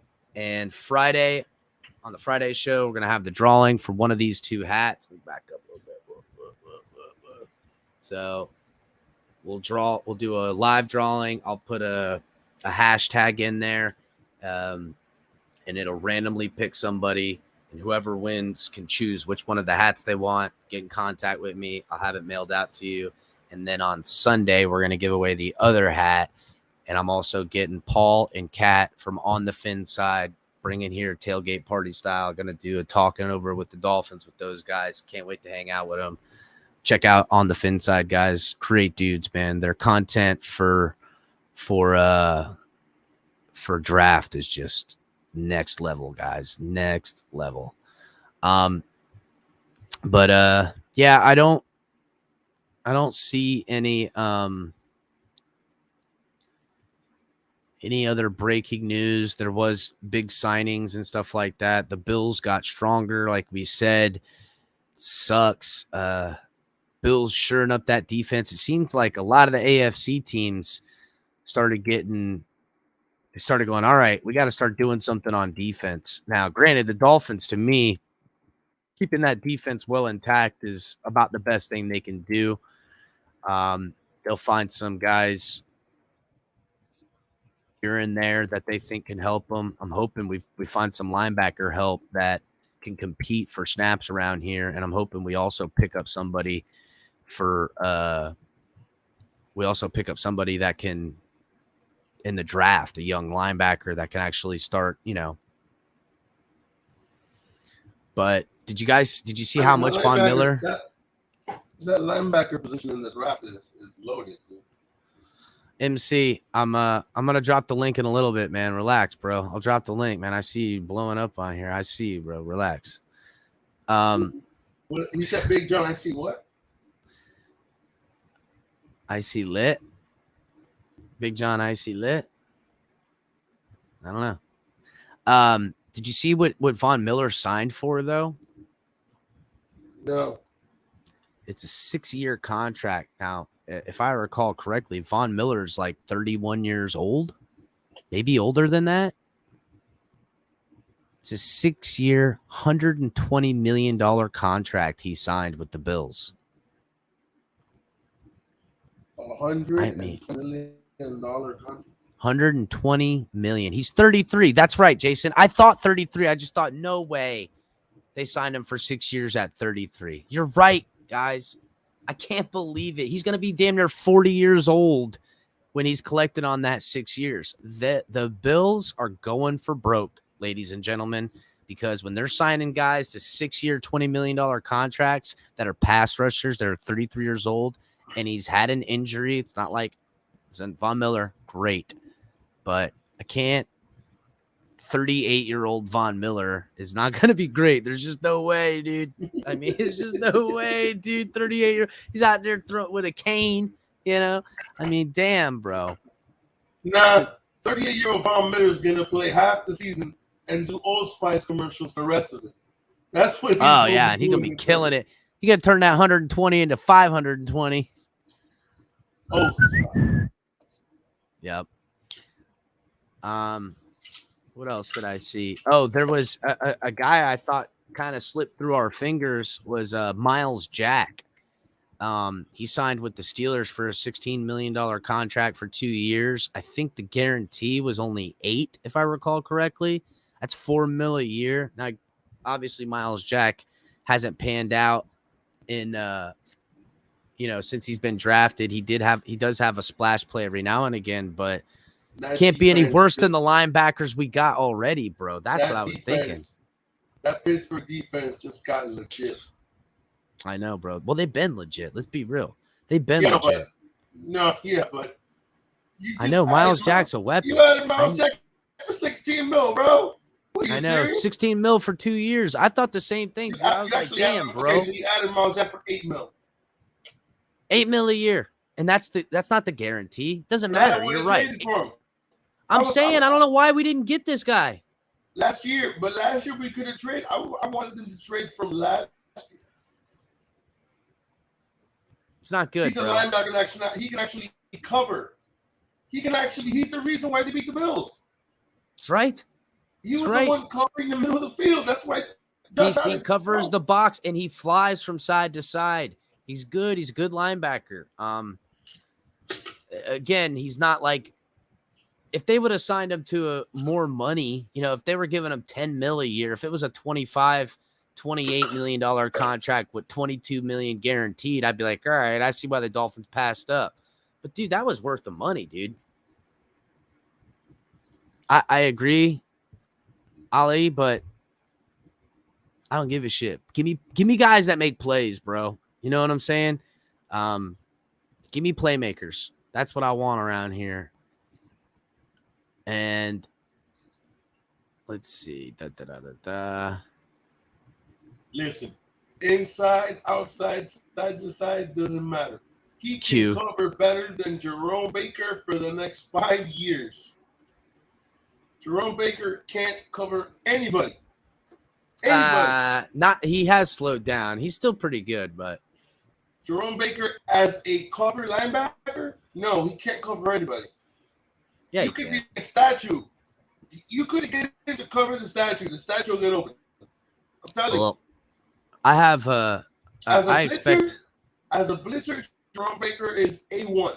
As a blitzer, as a cover linebacker, no. He does better than you think. You're just only seeing him when he makes mistakes. He does a lot of he does a lot of tight ends and picking them up inside the box. He's running all over the field. He earns his money. He's not the greatest in the world, but he's not terrible either, bro. So, but I would have loved to have Miles Jack on this month. That would have been nice. That would have been an addition. Yeah, they needed that would have made the Dolphins literally go into the draft, BPA. Yes, that's where gone into the draft. That's kind of BPA. Could have gone to the draft with every pick and got best player available. And that's what Chris Greer does too, bro. He makes certain to go into the draft for BPA. And right now we're a linebacker short of making that happen. And another tackle or center from making that happen. You know what I'm saying? So We still got some work to do. Dolphins aren't done yet. We got 3 positions. We got a sure up center, tackle, and linebacker. Everything else is on this team for the most part. I mean, and it's not like we have nobody. And we need to get the punter in the 3rd round. I want I want Horizon. That's it. I don't care. I'll trade 5th, 6th, and 7th round pick to move up. I want the guy to kick the ball at the stadium every time. I don't care, bro. I'm not crazy. You're crazy. You can call me crazy, but you know I'm right too. I don't know, man. I don't want to. At the age of 11, he won the punt, pack, and kick contest. I know it. He had to have won the punt, pass, and kick contest. There's no way he could have lost it. He definitely is athletic as a mofo, too, for a punter. And not only is he cranking them all over the field. Again, Didn't he run a 4.5? He did run something ridiculous. I think it was like a 4.6, but it was ridiculous for a punter. Come on, it was ridiculous, dude. It was ridiculous. And you've seen him on the field trucking fools, too. You've seen him tackle. No, not tackle. I've seen him straight bodying mofos, laying fools out. He wants to play football. But, I mean, again, a 3rd round pick when come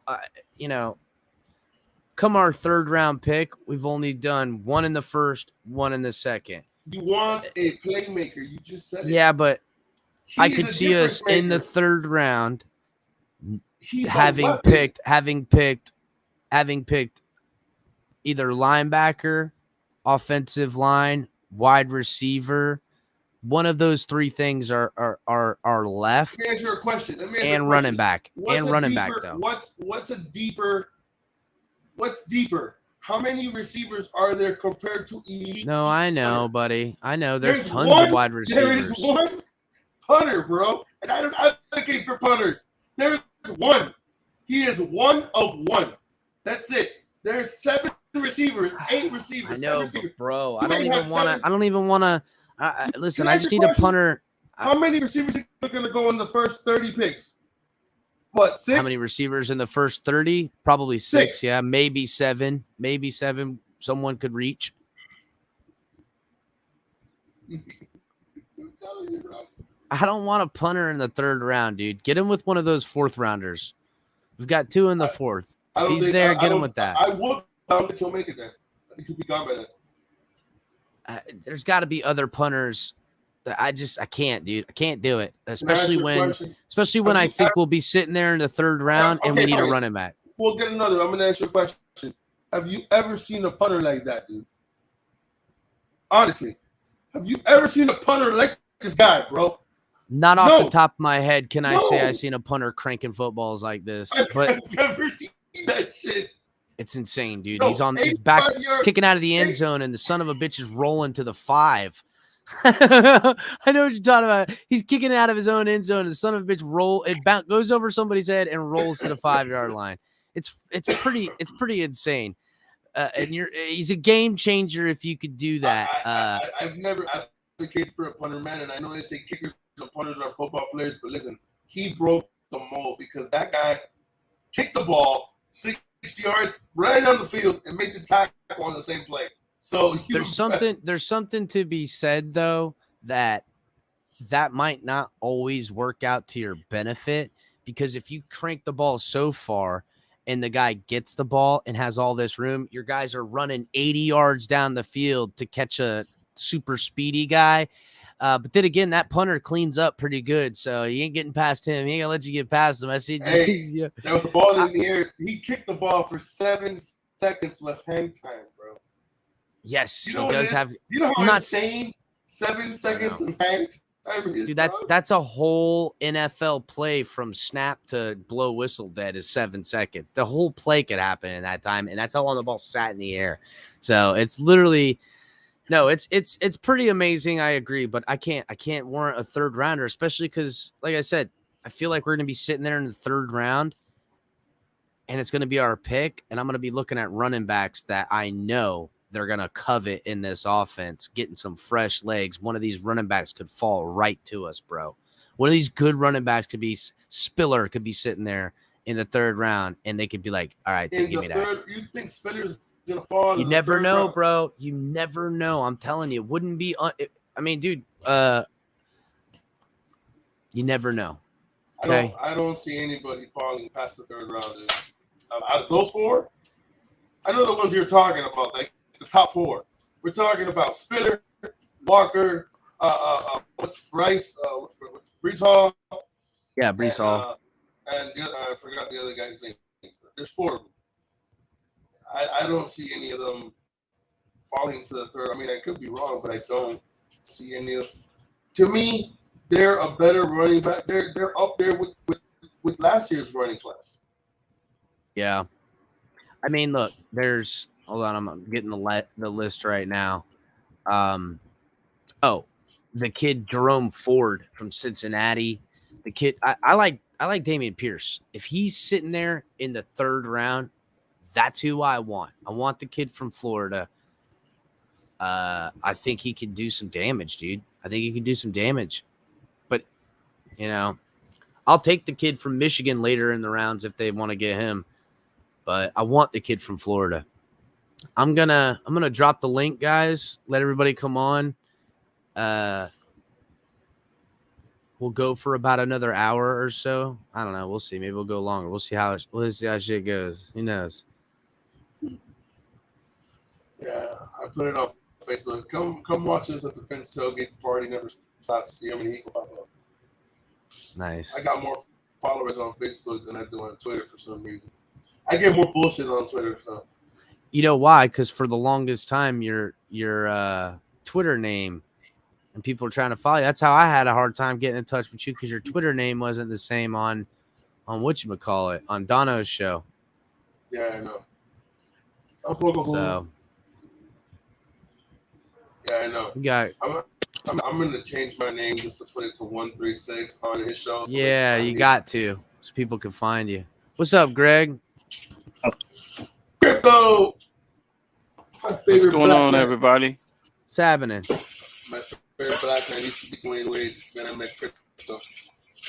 Crypto. So, you any of these signings make you get a little, little movement in the britches? I'm gonna quote Philbin and make I'm a little queasy. You're a little queasy, are you? Yeah. I'm a little queasy. Oh no.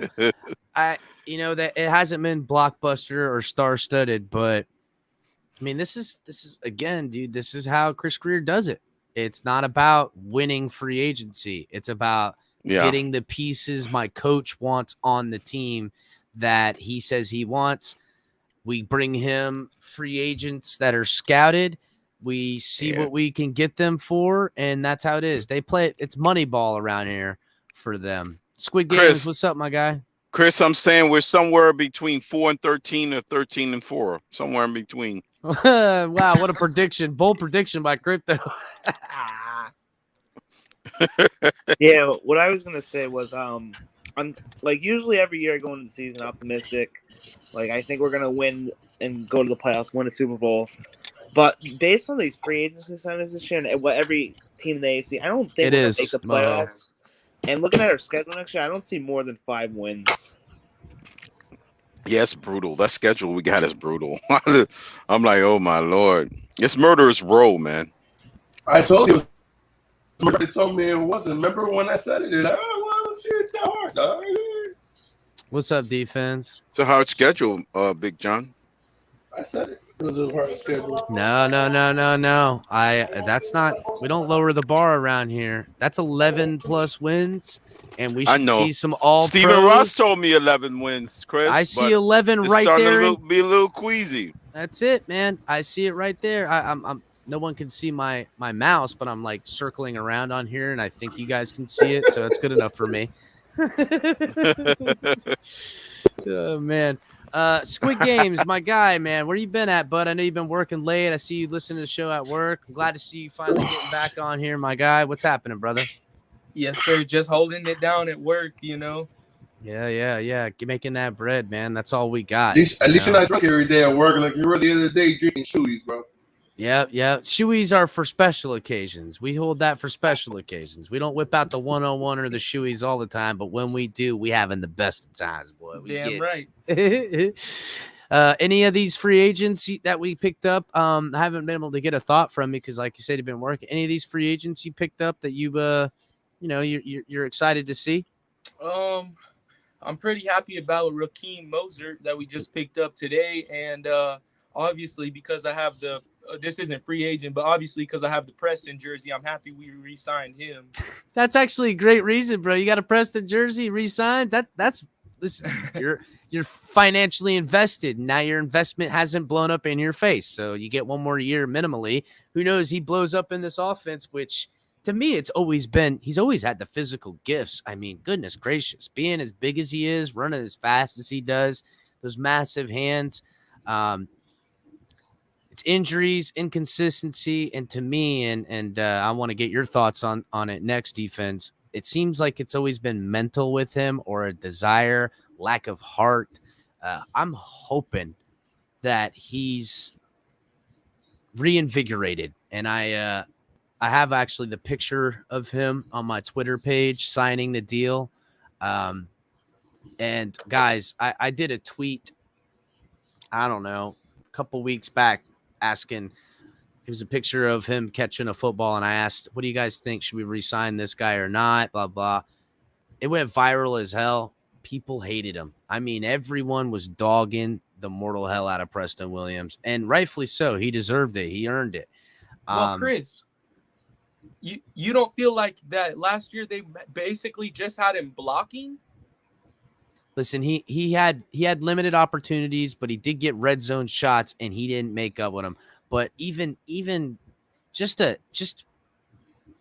attitude, and I'm not around him personally, but what I could see on screen, I can only speculate that there's something else going. And he did come off injury, and I understand that. And psychologically, when you're injured all the time, you're always favoring things. You're thinking, you're in your head. We've seen this with Devontae Parker. And again, I don't need another guy like that on my football team in his position where you're supposed to be, dog. You're supposed to be, get your jewelry hanging out, put a jacket on. He was more dependable, bro.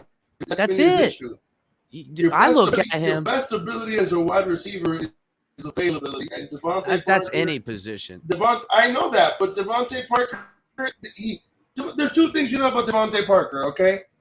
He pays taxes, and he's going to miss 9 games. He does it every year. Man, it's not enough. It's not that we don't Preston like Williams the guy. Preston Williams is getting lumped into this assessment because their games are very similar. Look, the preacher defense yesterday through a sermon. It's true. Devontae Parker misses 9 games every year for the same shit. Hamstring. The other hamstring. It's not like I'm lying or anything. Maybe you should have listened to Chris Chambers when he told you, hey, you're a different type of receiver. You need to, work out a little differently. Let me help you. Maybe his career would have been different. Maybe, but and defense, how about you, man? Any of these signings give you something to feel excited about? Yeah, what's up, fellas? What's up? I would say, to me, I like snagging Connor Williams, the guard, and the wide receiver Wilson. I think he is going to be a plus wide receiver this year. I think he's going to come into his own this year because when he's with the boys, I saw the growth year to year from him when he was with the Cowboys. But he had a heck of a group in front of him. But when he got his opportunities, he shined. So I think those were 2 significant gets for us. Well, that's good. Yeah, Edmonds. I think is going to be featured a lot in this offense. Wilson Yep. is going to get an expansive role. All these guys will get their opportunities to make their roles for them. I mean, if you can catch and you can run and you make good moves with the football in your hand and you have an ability for hard work and do as you're asked on snap to stat, this is where we're going to separate the men's from the boys in an offense like this, because you're going to be doing your job and 70-80% you're going to be asked to get a man and block them, to do your job in that way, and then you'll get your opportunities to touch the football. So we'll see how everybody does. Hey Chris, that'll be a hell of a threesome, bro. If you can take Collins, if you can get Collins and you got the guard and you took the wide receiver, that's a hell of a threesome to take off of Dallas, bro. I know, right? That's what I was saying. It looks like we're just picking off all the players off Dallas really good. Definitely picking the ones. And to me, and I can only guess, it's exactly what Mike McDaniel wants in scheme specific, because that's what Chris Greer does, and we've seen him act this way before. With Flores in the draft, you're going to see this. In free agency, these are players that Mike McDaniel was presented in a list of them, and he probably said, you tell me which one of these guys you want the most. You tell me which one you think can do it and what we can afford, which is nice. So, Sharif, what's up, my man? Hey, man, what's good? What's good? Fins up, man. Love all my brothers and sisters here. Fins up, buddy. My assessment is I love what I love what they're doing. I want to ask Big John and the others here, because Capitan was here for today on Larry's panel. If for the sake of Fitzmagic and transitioning on to Tua, especially when we all thought that he was brought in 7 games too early, how does this line look? And this is for Greer and Garfinkel and Allen and McKenzie as well. Colin Williams, right? You have Cesar Ruiz at center. You have Panay Sewell at tackle, right? You can move Dieter to guard if you want, and you can always just move Jesse or anyone else to that position. You still have Hunt. The only person you really sacrifice because you picked Panay at 3 is Waddle. Now, how does that line sound for Fitzmagic to transition to Tua and for Tua to play for a full line like that last year?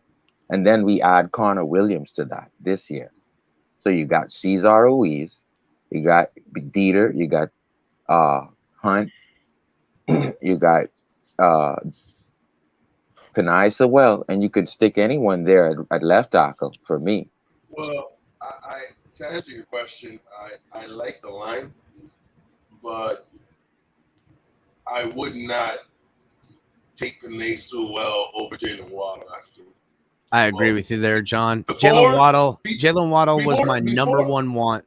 Before, I would have taken Waddle, even for the draft. I wanted Waddle. And after, I'll still take Waddle. Waddle and 100 and whatever catches in an offense that he literally carried the Dolphin offense. A rookie receiver came into the NFL, broke the single rookie record for receptions, and carried the entire offense. I agree with you there. Yeah, I would not trade. I don't care. You can bring everybody. Now, Cesar Ruiz, if we would have drafted that right now, our line would have been set. That would have been at 26. The line would have been set. I'm not going to give up Waddle for that. No team survived. So we'd have just gotten rid of Igbenogamy.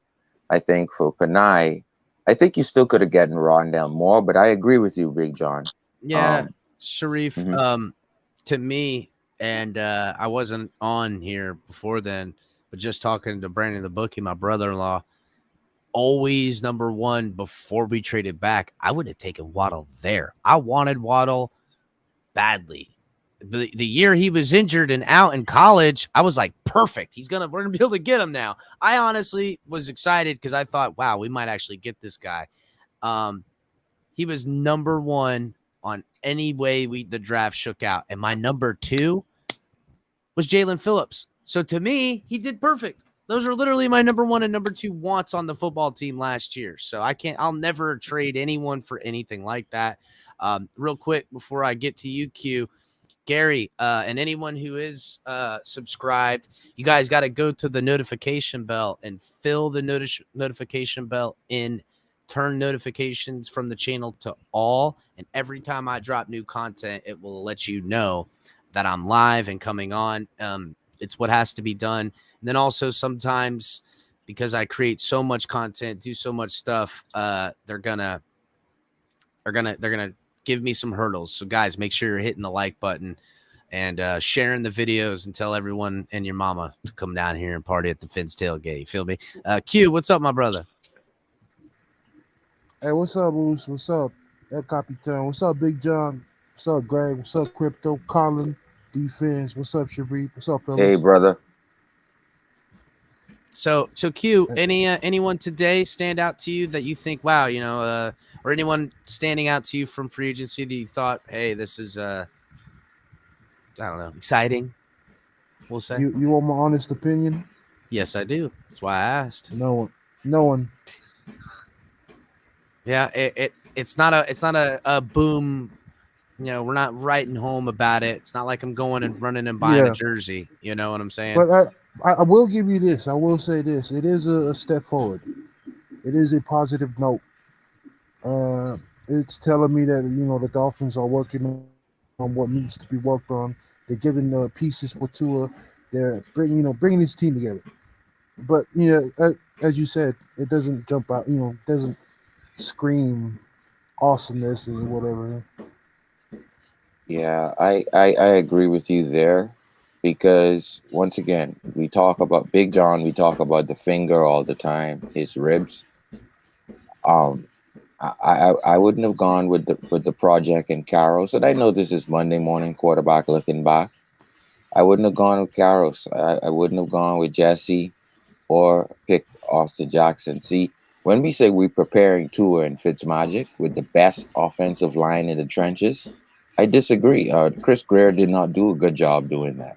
For me, they're going to say there's too much young offensive linemen, but you didn't get pedigree. And you didn't have to move up or down to get pedigree. I got a question. We're here trying to get retreads and injured guys. Have you guys signed a tackle yet? We haven't signed a tackle yet, no. Oh, that sucks. Yep, we haven't signed a tackle yet. There's still rumors about it. There still hasn't been a lot of the big names people are waiting to see sign. Waiting for once Armstead goes, everything else. That's right. Once the market gets set, everyone's after Armstead right now, and whoever's left is who people are going to start going after.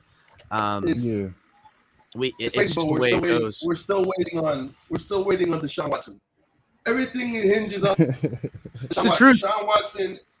It's fucking nuts, but it's the truth. We're waiting on Deshaun. Everybody's waiting on Deshaun.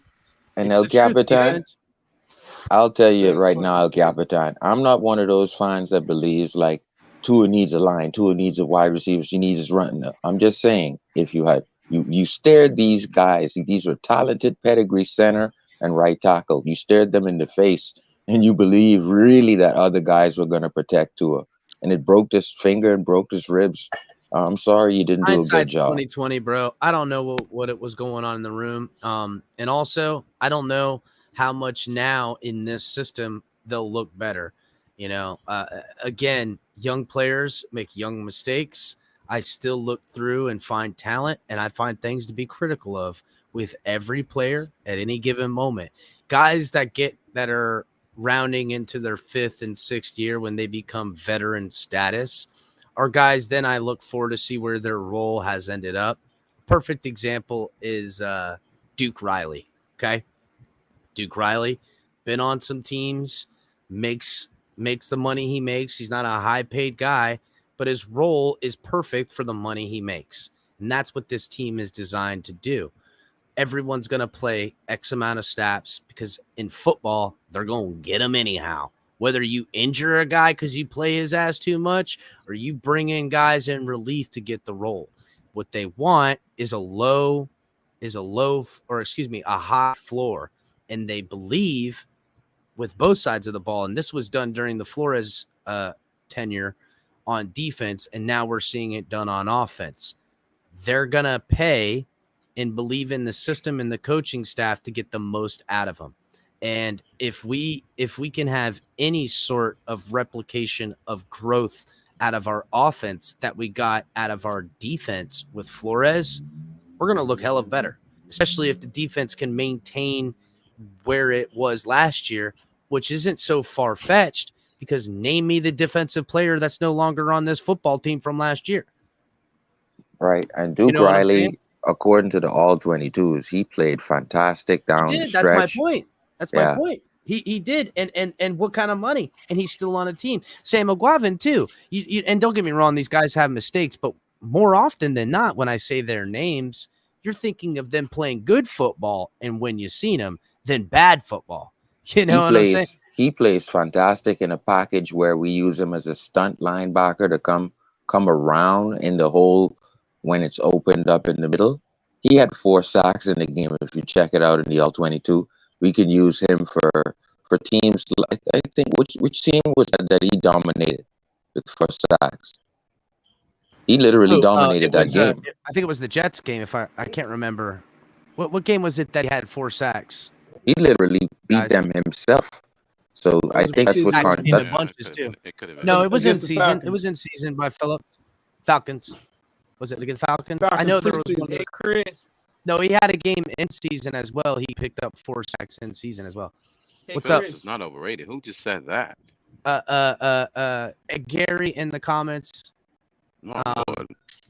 Rest assured, Sharif, everybody's on a 7-year plan.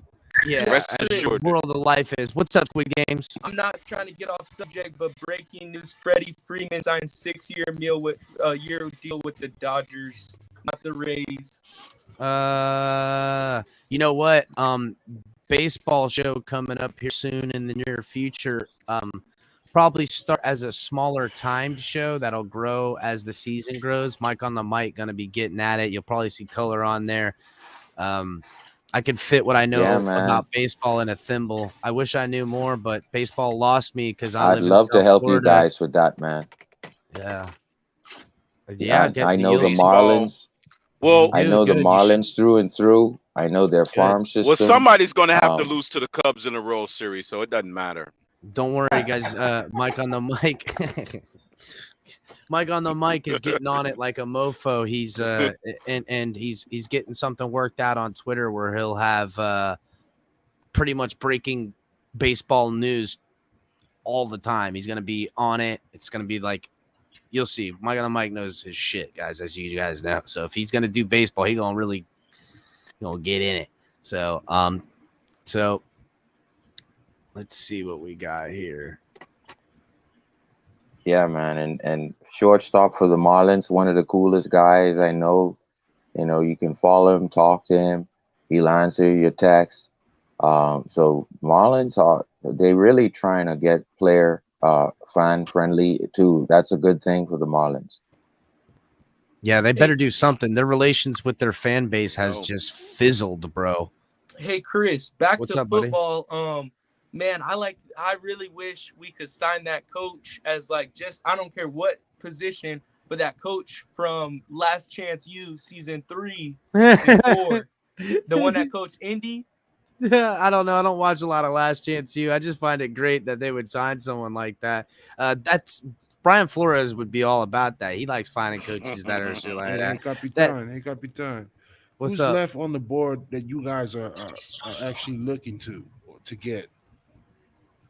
Oh, in position? Yeah. Who's on the board? So I think they need to prioritize some of the guys already in-house. And one of them that rings real true is Durham Smythe. And I know they picked up a fullback and all that stuff. But Durham Smythe, to me, for the right money, I love Durham Smythe, and he hasn't signed anywhere as far as I'm hearing. I hope they figure out a way to keep Durham Smythe in the building. If not, and you guys heard me say this, you guys when lost Matt Hollins too, right? Yep, we did.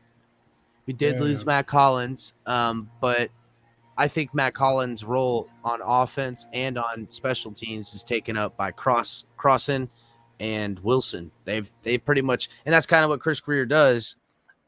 Is he takes the snaps of one guy and their projected snaps, and he figure out a way for what the money he's going to make, break it into two roles, so you're not dependent on one player for two positions. And then now that player can play some of this and that one can play more of that. He's I've seen him do this before. He's a good GM. I know people are very critical of him, but look at what he had to deal with and what he's done. And by all accounts, if Flores is even half as bad as people talked about, that's what a GM had to deal with in building a team for and around. And no one can tell me that 10 wins and 9 wins after blowing your team up with all the off-field in the building stuff that we're hearing, and injured quarterbacks and bad offensive lines. He brought talent to this team. Yeah, but Chris, he was a bully, bro. As much as people like to laugh at how he was bullying Tua, that's not a joke, man. That's not. I ain't laughing or joking. I ain't laughing or joking. But I will say this.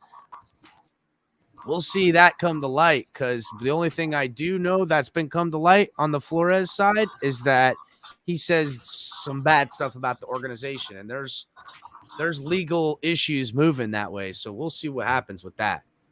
So guys, hey, Capitan, I've been looking. Hey, Capitan, What's up, Q? I know you can hear. You can hear we have some work going on around the house. So I just want to say, man, hey, stay up. Be positive. Yeah, I'm rooting for this team. As I told Jason Myers, I'm gonna see y'all at the AFC Championship. I believe. Oh yeah, I believe that. Yeah, that'd be nice, man. I'm gonna be in the comments. Real quick before you run off. What about that Miles Jack coming to your team, bro? Man, tell me about it, bro. That's a good signing, bro. That was it, bro. Right when they got Miles Jack, I was like, yup, that defense is set. Because that's the problem. That's the problem for us. It was the middle coverage linebackers. Yeah, it was coverage linebackers, and now because of that, he's gonna help you out. And now Minka can really start. Minka's gonna do his own thing. He's gonna do his own thing and really be able to feed, because Miles Jack and him would be flying all up and down. Believe me, bro. Miles Jack and Devin Bush. I know. I'm saying, actually, it's crazy. And it's crazy too, because we still got Robert Spillane, who's a backup. I'll be watching close. I'll see you. All right.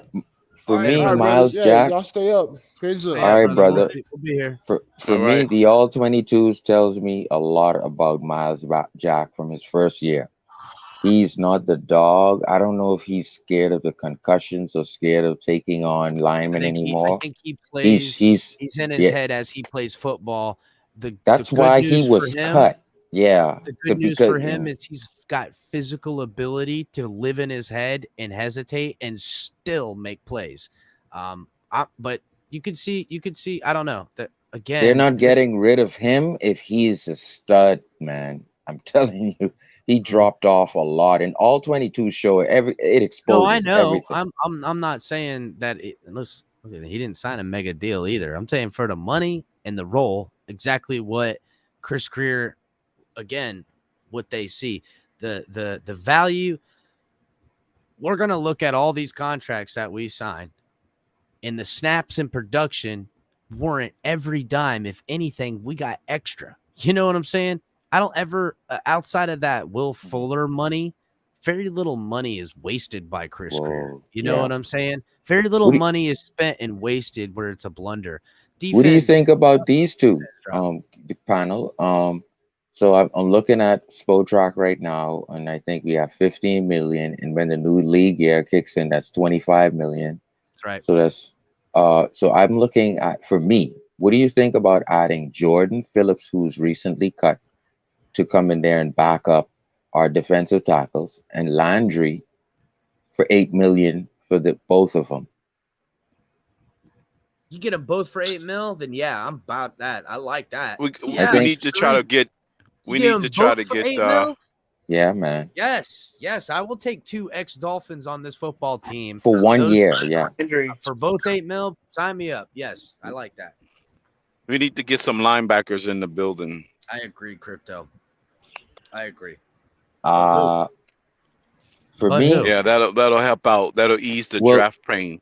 That way, if we can get a linebacker, veteran lineman, that mean we can. The first 3 picks can be wide receiver in the draft. No way. Rebuild the room. You know who Duke Riley reminds me of? The linebacker who runs all over the place with the Bills. Forgot his name. I almost. Milano? Starts with an M. Yes, Milano. Yeah, Milano. Yeah, that's who Duke Riley reminds me of. He's a smaller frame Milano. Isn't it Mike Milano? Yeah, I'm telling you, Duke Riley played fantastic, and it took someone to get injured for him to step into that role. I forgot what the linebacker who was in there in place. It was Roberts that got injured, and he had to start Roberts got injured, and and Duke Riley. He came in flying. Yeah. So, for me, I think it was good to retain him. If that does not excite you, I'll tell you, he did scale very high coming down to the end of the season. But I would love to see Nakobe Dean or Muma late second, early third. I can see them coming right in and getting a Mike role here. You know who's still sitting on the market, and if they're sitting there next week, you could get him at league minimum, and he definitely could help us with our problem. Dante Hightower is still sitting out there, and he's 32 years old now. Give him a 1 year, that fills the hole, and they get to go after. He knows Boyer in the draft. He does know Boyer. And he knows this defense as well, because they're not changing the defense. They're going to change the terminology, but they're not changing the defense. There's no way. They just brought damn near every football player back on the defense that was there. So they, from what I heard too, they're going to be re-signing Brendan Scarlett probably tomorrow. So early breaking news: Brendan Scarlett's going to get the job. He's going to be back on this football team. And Vance Beagle's probably going to be put back on it too. I'm waiting to hear something out. But Brendan Scarlett's going to be on this football team. If we didn't sign Ogba, go ahead, Big John. Is James Cook in the draft? Yes. Yes. Cook's brother, Dalvin Cook's brother. Yeah. Yeah. You know what? We can take a running back in the 4th round, 5th round. I'll take that guy over all of them. That guy is nasty. We may miss the punter though, Big John. Oh no! Right, you might miss the punter though. We're missing that punter if it goes in. If that punter goes in the 3rd round, we're missing him. It's a done deal, boys. I don't care. No, Capitan. He will be signed at the 29th pick. You heard it here first on the tailgate. Lord. If we pick a punter in the 3rd round, we're looking at running backs. I've been told to Crypto, give me a punter like that. I've never seen one in the history, bro, like that. He is. But Kalea is good too. He punts 70-yarders consistently too. The second punter in the draft is very good. 4, 5, yeah, he's 40, good. Tackles like a linebacker and kicks the ball. But if we miss on Ariza, those two is going in the 3rd round. They're going to go back to back.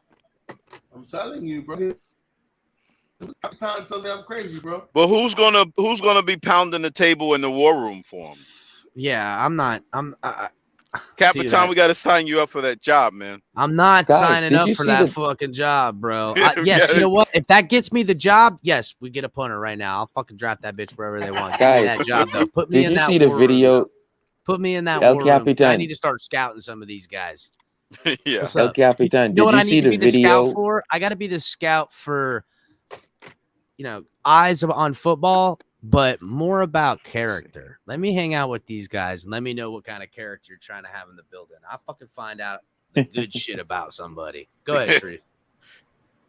I was gonna ask, have you seen the Dolphins YouTube video with the young draft scouts, the Asian The young lady there is helping No, I out have not, scouting. Sharif. I did not. I missed that in today where it was so freaking madness. Right. I'm gonna have to check that out. That's awesome. I think that's good to have women there helping out scout and everything. It's but good. I thought that was interesting. Perspective to have. Women are very critical. I don't know if you guys know this or not, but women are super critical. Bring a woman's perspective on there. You mentioned War Room, right? Yeah. And I'm thinking to myself, dude, like, if these young guys in that video are picking for us, Tua, get some insurance. They got some young guys picking for us in the War Room. They said it themselves. Watch the video. Mm-hmm. Whatever. Man. I mean, look, when Flores came to this team, and they put together their staff, lackluster as it was, I said, hey, it's a blown up season. Got to take them on their word. When the next year came and they said, we're getting Chan Gailey in here and we're gonna calm this offense down. Fitz is gonna bring it in. Then we're gonna bring in Tua slowly. They put him out there a little early. It was a little overstepped, but hey, they got 10 wins, missed the playoffs, but I took them on their word. Listen, a lot of times you get that first year, you get fresh love in the building. You get stars in your eyes. Overachievement happens in that first year. If we win 11 games to go to the playoffs, I don't want to say it surprises me because that's kind of where I'm expecting this team. I'm putting them at it. Crypto even said, Ross said 11 wins. So I got to hold everybody to their word. These guys, I got to give them their shot, man. I like to look at it, but I'm not going to look at too much criticism on players being brought in, players that are missed out. I have no idea stylistically how these coaches are. And don't get me wrong, I've watched them in interviews on 49ers and did my due diligence, but unless I'm going to sit there and watch everything from the Niners for the last 3 years, I'm never going to get a feel of it, this guy and a system and a person and what he can do, not like how I will as the months to come. So until I can get a better bead on things, I'm going to take everyone at their word because that's how I am. I always let people give me their word. Now, when you start going off on your word and backing on your word, now you got to pay the piper. Now I'm starting to feel like you're full of shit. So, and now I got to hold you accountable. So, and I'm going to hold everybody accountable anyhow. So yeah, that's what this is partly for. So we'll see what they do. I'm not going to sit here and sell you guys bullshit either. Uh-oh. Who's coming in the building tomorrow? Who's coming in the building? A couple of guys that were already in the building. I just said, you're probably going to see Vance Beagle be re-signed. It's going to be also, what's his name? I just said his name. I'm totally eluding me. Scarlett, thank you. Scarlett's definitely getting re-signed. DVP is getting traded tomorrow. DVP's working. We're gonna rework his contract and sign a 2-year extension. Hey Chris, which tank the team. Scarlett, because the they team's got the Scarlett tanking from Gators too, the running back. No, not that Scarlett. Brendan Scarlett, the edge defender. Okay, what do you think about the other Chris. one? I mean, even though they hardly play him, he's not gonna make the team, bro. He ain't gonna have a role. Jared Dokes is gonna maybe take the last spot unless we draft somebody, and he's probably not gonna make the team either. What's up, Crypto? We're gonna put DVP on the practice squad. We need to help. We need him to help out with the rookies. What if I told you, Crypto, that DVP is probably gonna have north of 700 yards this year? That's what I was gonna say. Oh my. That's like if he gets 700 yards, it's going to be over the next 5 seasons combined. I'm telling you, it's going to be like north of 700 yards and probably 6 touchdowns. Probably 6 touchdowns.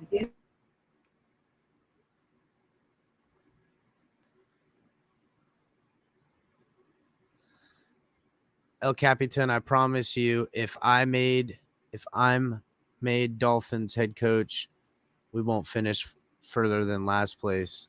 Okay, buddy? All right. Look, my boy repping Preston Williams hard as a mofo right now, too.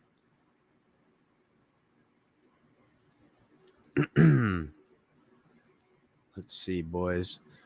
Trying to keep refreshing on Twitter because I was told that there was going to be some big news tonight.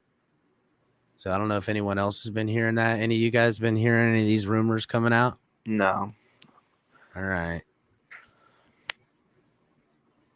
So let's look at what's left. We still can perceive there's offensive line help that's going to come here. And again, guys, this is why I was looking at different names for pass rusher, different names for medium position. That's why I thought wide receiver that could be signed on this team would be someone like Juju Smith-Schuster, and I still think that's a possibility because if he's still sitting there middle of next week, he might take much less money with no taxes in Florida. Then again, he might jump at the opportunity to hitch his wagon to one of these teams that are definitely, Super Bowl favorites too.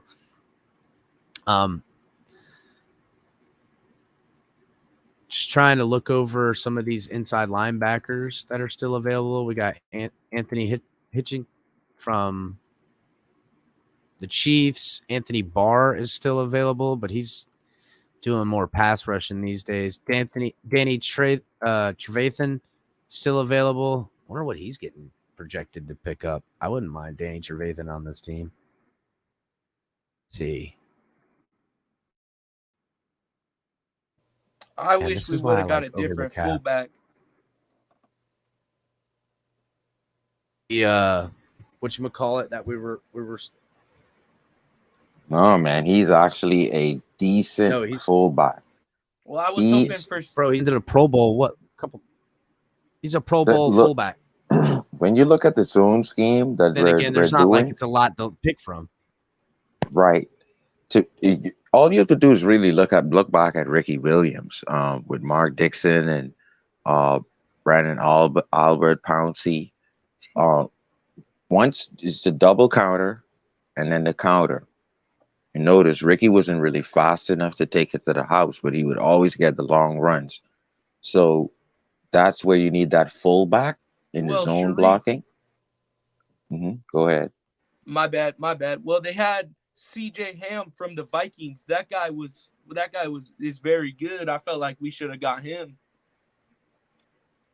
Okay, but we have a Pro Bowler. I hear you. That's true. And they made him the second highest fullback paid in the NFL, the Dolphins. So, yeah, he's just going to shoot that gap, hit the mic.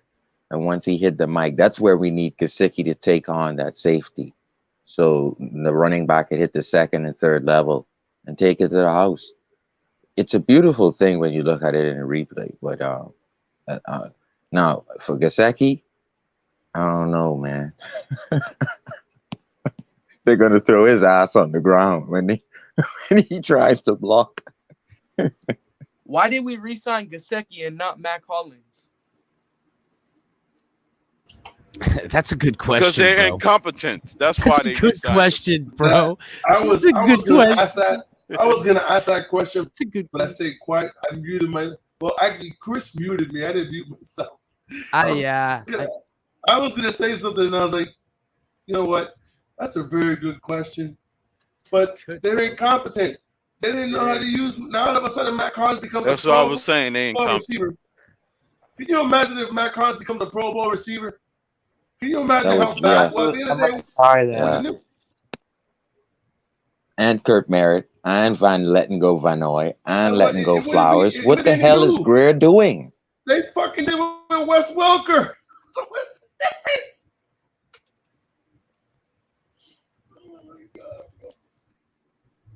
Think of this. You had Flowers in there now helping. And he just got cut from Washington, and they said his pass blocking was shit. So he had the same problems here what he had with Washington last year. So I think, they saw something, and Washington saw it too with Flowers. Yeah. You know what? I didn't realize Jared Davis hadn't been signed. That's who we should go get. Inside linebacker Jared Davis on the Jets. His main role is run stuffing inside the box. You don't want him getting caught in against some of the elite tight ends, but he would be pretty good for the low. What's up, He was Crypto? a gator. Listen, he was. If you saying 700 yards is going to be a match from DVP, that's going to be on his next 7-year contract. Total combined 700 yards, 7 seasons. 100 yards a season. That's about it. Well, I'll tell you what. If he pulls off a 7-year extra career at only 100 yards a season, he will be the most cunning wide receiver that makes money I've ever seen in my entire life. Because if someone stretches 7 years in the NFL and gets money out of people, even if it's wide receiver 3 or 4 money, you're talking a good $30 million he's going to scrape from people.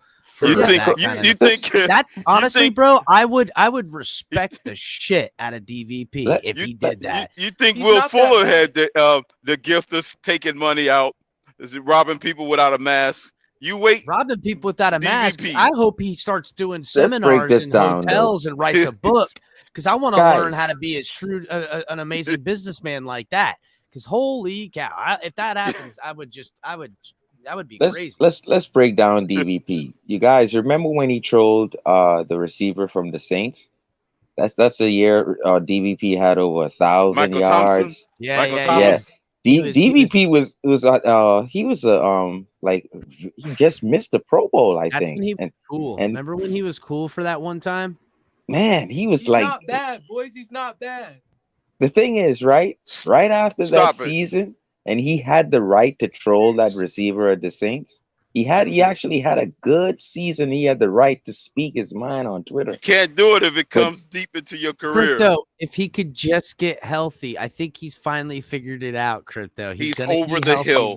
I'm going to tell you right now. In practice, there's no getting healthy at this stage of the game. In practice, when you go to Davie, you talk about a technician on the sideline teaching these young guys how to make cuts and end the routes for the receiver. This guy's he's a technician in camp, Crypto. He teaches these receivers. No one can do really. No wonder our wide receiver is not respected by defensive coordinators. You just explained it. Now I see why cornerbacks are constantly blitzing Tua every time, because they have no respect for the wide receiver room. You just explained it, because they're being told by DVP. If they had respect for the wide receiver core, they would never be sending quarterbacks on blitzes ever. You can't see the Chiefs don't be getting that look. They never be getting quarterback blitzes. I kept saying, as much as everybody hated Will Fuller, if that guy would have played on the field and done something, you can't blitz from that side, bro. Exactly. You're not sending your cornerbacks. You're so worried about the wide receivers. Did you hear that, Crypto? It's Will Fuller's fault why DVP didn't have a good. No, it's Will Fuller's fault that Tua got, because nobody can get open. DVP can't get open. DVP gets no separation. You know what? Goes back to nobody can block because Chris Greer is dumb. Fault why Tua had a bad season. They had the greatest offensive line there, Sharif. Go ahead, Squid Games. You got to just get it in while the getting's good, bro. I was just saying, Will Fuller, I feel like he quit right after we didn't get that pass interference against the Raiders. We got screwed on that, boys. Yeah, we were screwed. He said, You're right. He took his football and went home. That was bad. That was a bad call. That was an awful call. Really? Would you rather have time to hit the second level deep, or would you rather have 3 stud receivers? For me, I would rather have 3 stud, because at least if he gets an extra half second, yeah, one of them's breaking the third level. He can just throw it up there, wide receivers, and he'll catch somebody. One of them's going to do something with the football in their hands after it's caught, whether it's 2 yards or 20 yards. Right. Okay. Now, if he doesn't have that line, he may get Ray Nitschke. Who? And what do you mean? That's one of the baddest linebackers in NFL history. But hey, that means he has to hit one of those 3 wide receivers if that line is trash. So for me, I want Tua to be the protected man. He'll get an extra half a second or 2. He's getting that, guaranteed. So now if you get those stud receivers, he's going to get 40-yard passes all game long. We're going to be putting up 350 yards a game, 2.5 touchdowns on average for Tua, 200 yards rushing every game. That's it. It's going to be the best offense we've ever seen in Miami. Tua's going to run for 300 yards too, guys, because those rollouts, if you notice the fake handoff on a double counter, but he keeps it and then rolls out to the opposite side, Tua's fast enough to take that for 70. I'm telling you. Will he take it? I saw him all too often. Now you're speaking like he's Kaepernick now. Yeah, that shit. 70-yard runs. I think he's fast. He's fast as Tannehill. Yeah, he's fast as Tannehill. If he runs for a 70-yard touchdown, I'll shit myself, dude. I'll literally. Let me tell you something. That would be the biggest. You won't talk about so a much on the pressure NFL. Off of the passing game if he does that. That would take because now you need touchdown run. Yes, from Tua? You'd need a Mike to watch Tua now, which makes Tua a double weapon. That's for Tua's sake, not for Listen, I don't want to see Tua running, Sharif. I told you this not that long ago, bro. He comes coming across the fucking middle, dude. Devin Bush, one of these other linebackers, they're gonna be like, "Oh fuck yeah!" And Tua ain't gonna see him coming. He's gonna take his head clean off. I think he's gonna hit them. What happened to him? It's who? The guy from the Jets that got ran over. Bro, that scrawny little third friggin' corner. I think Tua's gonna hit them. Playing freaking that stopped short and he got bodied. I mean, it was literally Tua gonna come across the field. I think Tua needs to put this thing to bed, El Capitan. I think. I'm gonna rip your head off.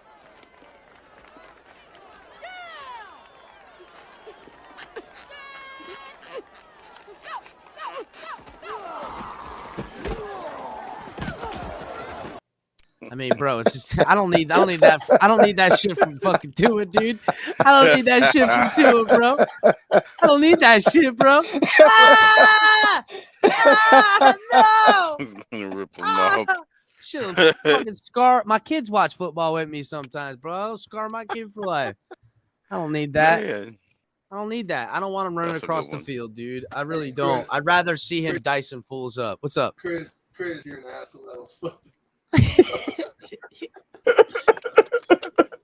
The fella put his body back in the pads, in the NFL pads, man. Just sucked his whole he put head his down. body back in there, man.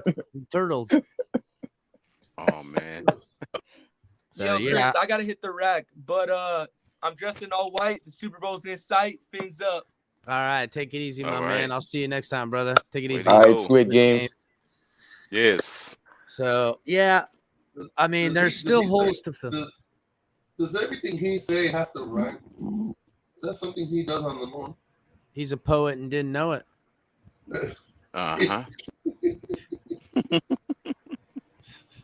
Tua said he's gonna put it to bed and run over a few linebackers for you guys. Bro, Tua starts linebackers. 400 yards. That's gonna be through the first 9 games. Believe it or not, guy, this guy's thighs and his arms is bigger than a freaking it's like 40 a game, bro. Here's what I don't get. Why is it we don't get the real crypto? Crypto, when he goes on Reason Show, he don't crack no jokes. He's all straightforward. He goes on this motherfucker. Because, bro, this is a tailgate party that never stops. It's what a you talking tailgate about? party. I'm gonna be real. It's a tailgate Big party. John. What you mean, dude? I'm gonna be real, Big John. I mean, we can get all serious. We ain't getting serious around here, bro. We ain't getting fucking serious around here. We can. I'll break down film. I do that shit solo. When I got a party mode, hey, I got Big party John. mode. We're judging quarterback film around here. Bringing out the analytics and the tape. We're gonna check out some. How much you want to make a bet I can throw a football over the mountains? That's what we're studying shit. As you can see, hard at work. One thing about content creation, right? Von Miller says it's because crypto's usually muted. Is that why, Crypto? Is that really what's going on? No, that's only when me and Larry get into a heated discussion. That's when he starts muting me. Gotcha. No, Reason doesn't mute me at all. No, all right. Because people are saying thing about block them and shit. Damn. Yeah, man, it's dangerous out here, man. And people be getting into, Well, this if is you why what happened yesterday. I had my 2 cents for it. I don't like it. It stops conversations. Like, what is gonna happen when we go at a Dolphin game? Like, it's gonna be like, oh, there he is, fucking Tua hater, let's beat him. That shit ain't happening, bro. Right. That's how it's gonna be. That would wow. be crazy. Okay, that shit might happen. That actual game, but that's crazy. It ain't happening with people from the internet. that ain't that. People, somebody, don't get me wrong. guy There might be a fight at the game, but it ain't somebody because from of people Pittsburgh I met on the internet drunk. gonna come catch me, dude. That shit ain't happening. No, man, but people's running their mouth on YouTube, on Twitter. Of course, people are gonna see each other. Like, if we have a meetup, like, it's not gonna be pretty, man. Well, I mean, listen. Speaking of meetups, it's not gonna be pretty. It's gonna be like Fight Club, Sharif. I'm telling you, because you're gonna have an opinion, and 2 men standing up, talking. Speaking of meetups, Dolphriki's doing some bash on the beach. And we were doing something in Baltimore. For the Dolphins on the West Coast in Sanibel. I'm probably gonna go to that shit. I'm gonna work out getting her on to promote it and stuff like that, because we're gonna go out and that's what Dolphin fans do. We don't meet up with each other and fight. I mean, listen, people on here, they talk tough, but nobody in real life acts tough. They're not gonna take it. This is really not. At the end of the day, surprised I meet somebody from the other end of internet that really wants to get scuffed. We'll be out here like this. Yeah. I mean, but then if the police officer gonna come and ask, what was this all about? Shit. Come on, bro. You can't even really tell them the truth what it's all about. There's gonna be 70 bikers come out and say, anyone says 70 bikers. What are they gonna show up on bicycles? Bring, bring, bring, bring. There's gonna be 70 bikers. What's wrong, Mr. Officer Hernandez? Me and him got into a fight because he called Tua a bitch. That's right, bro. Right. Explain that one. Hey, Big John. There's going to be 70 bikers. I'm going to have to break his head off. Just letting you know. It's going to be 70 bikers, but all showing up on bicycles. About my quarterback. They're going to say at the Dolphins tailgate, nice and tight and shit. They're going to say at the Dolphins tailgate, if anyone says shit about Tua out here, we're going to beat the crap out of you. And everyone's going to shut their mouth during the game watching Dolphins. No way. That shit ain't. Can you imagine everybody has a muzzle? First of all, no one fights inside the Dolphins Tua throws stadium. 5 touchdowns, that and everybody's shit ain't happening. They got police everywhere, bro. Tua throws 5 touchdowns, and the main biker says one word from you guys. One word. Yeah, Gary. They'll name a time and place, but never show up. First of all, they'll name way more than that, dude. The more the madder it gets them. Can I do? I can't please everybody, bro. What the fuck do I care? That shit ain't cool, bro. You can't walk around with anger and hate and all this nonsense inside you. It's counterproductive. You get nowhere with it. And people, what I've seen in the short while of creating content, there's just people out there that feel that this thingy, this is like some wielding of power. It's not, okay? Most of it's just people, good intention. Do you think you're powerful with this because you got people that follow you and you think you got it's weak, bro. It's fucking weak. It's weak. You don't look strong to me. You look weaker. That's how it looks to me. So word is Russia has launched nukes to TD's channel. No. Yeah. They got the people out in St. Petersburg at them. The St. Petersburg mob came out. Listen, I ain't far from St. Pete, dog, and TD got my phone number. He hollered at his boy. I got family. The other all over St. this Petersburg, state. the one in Russia. Oh shit, not that one.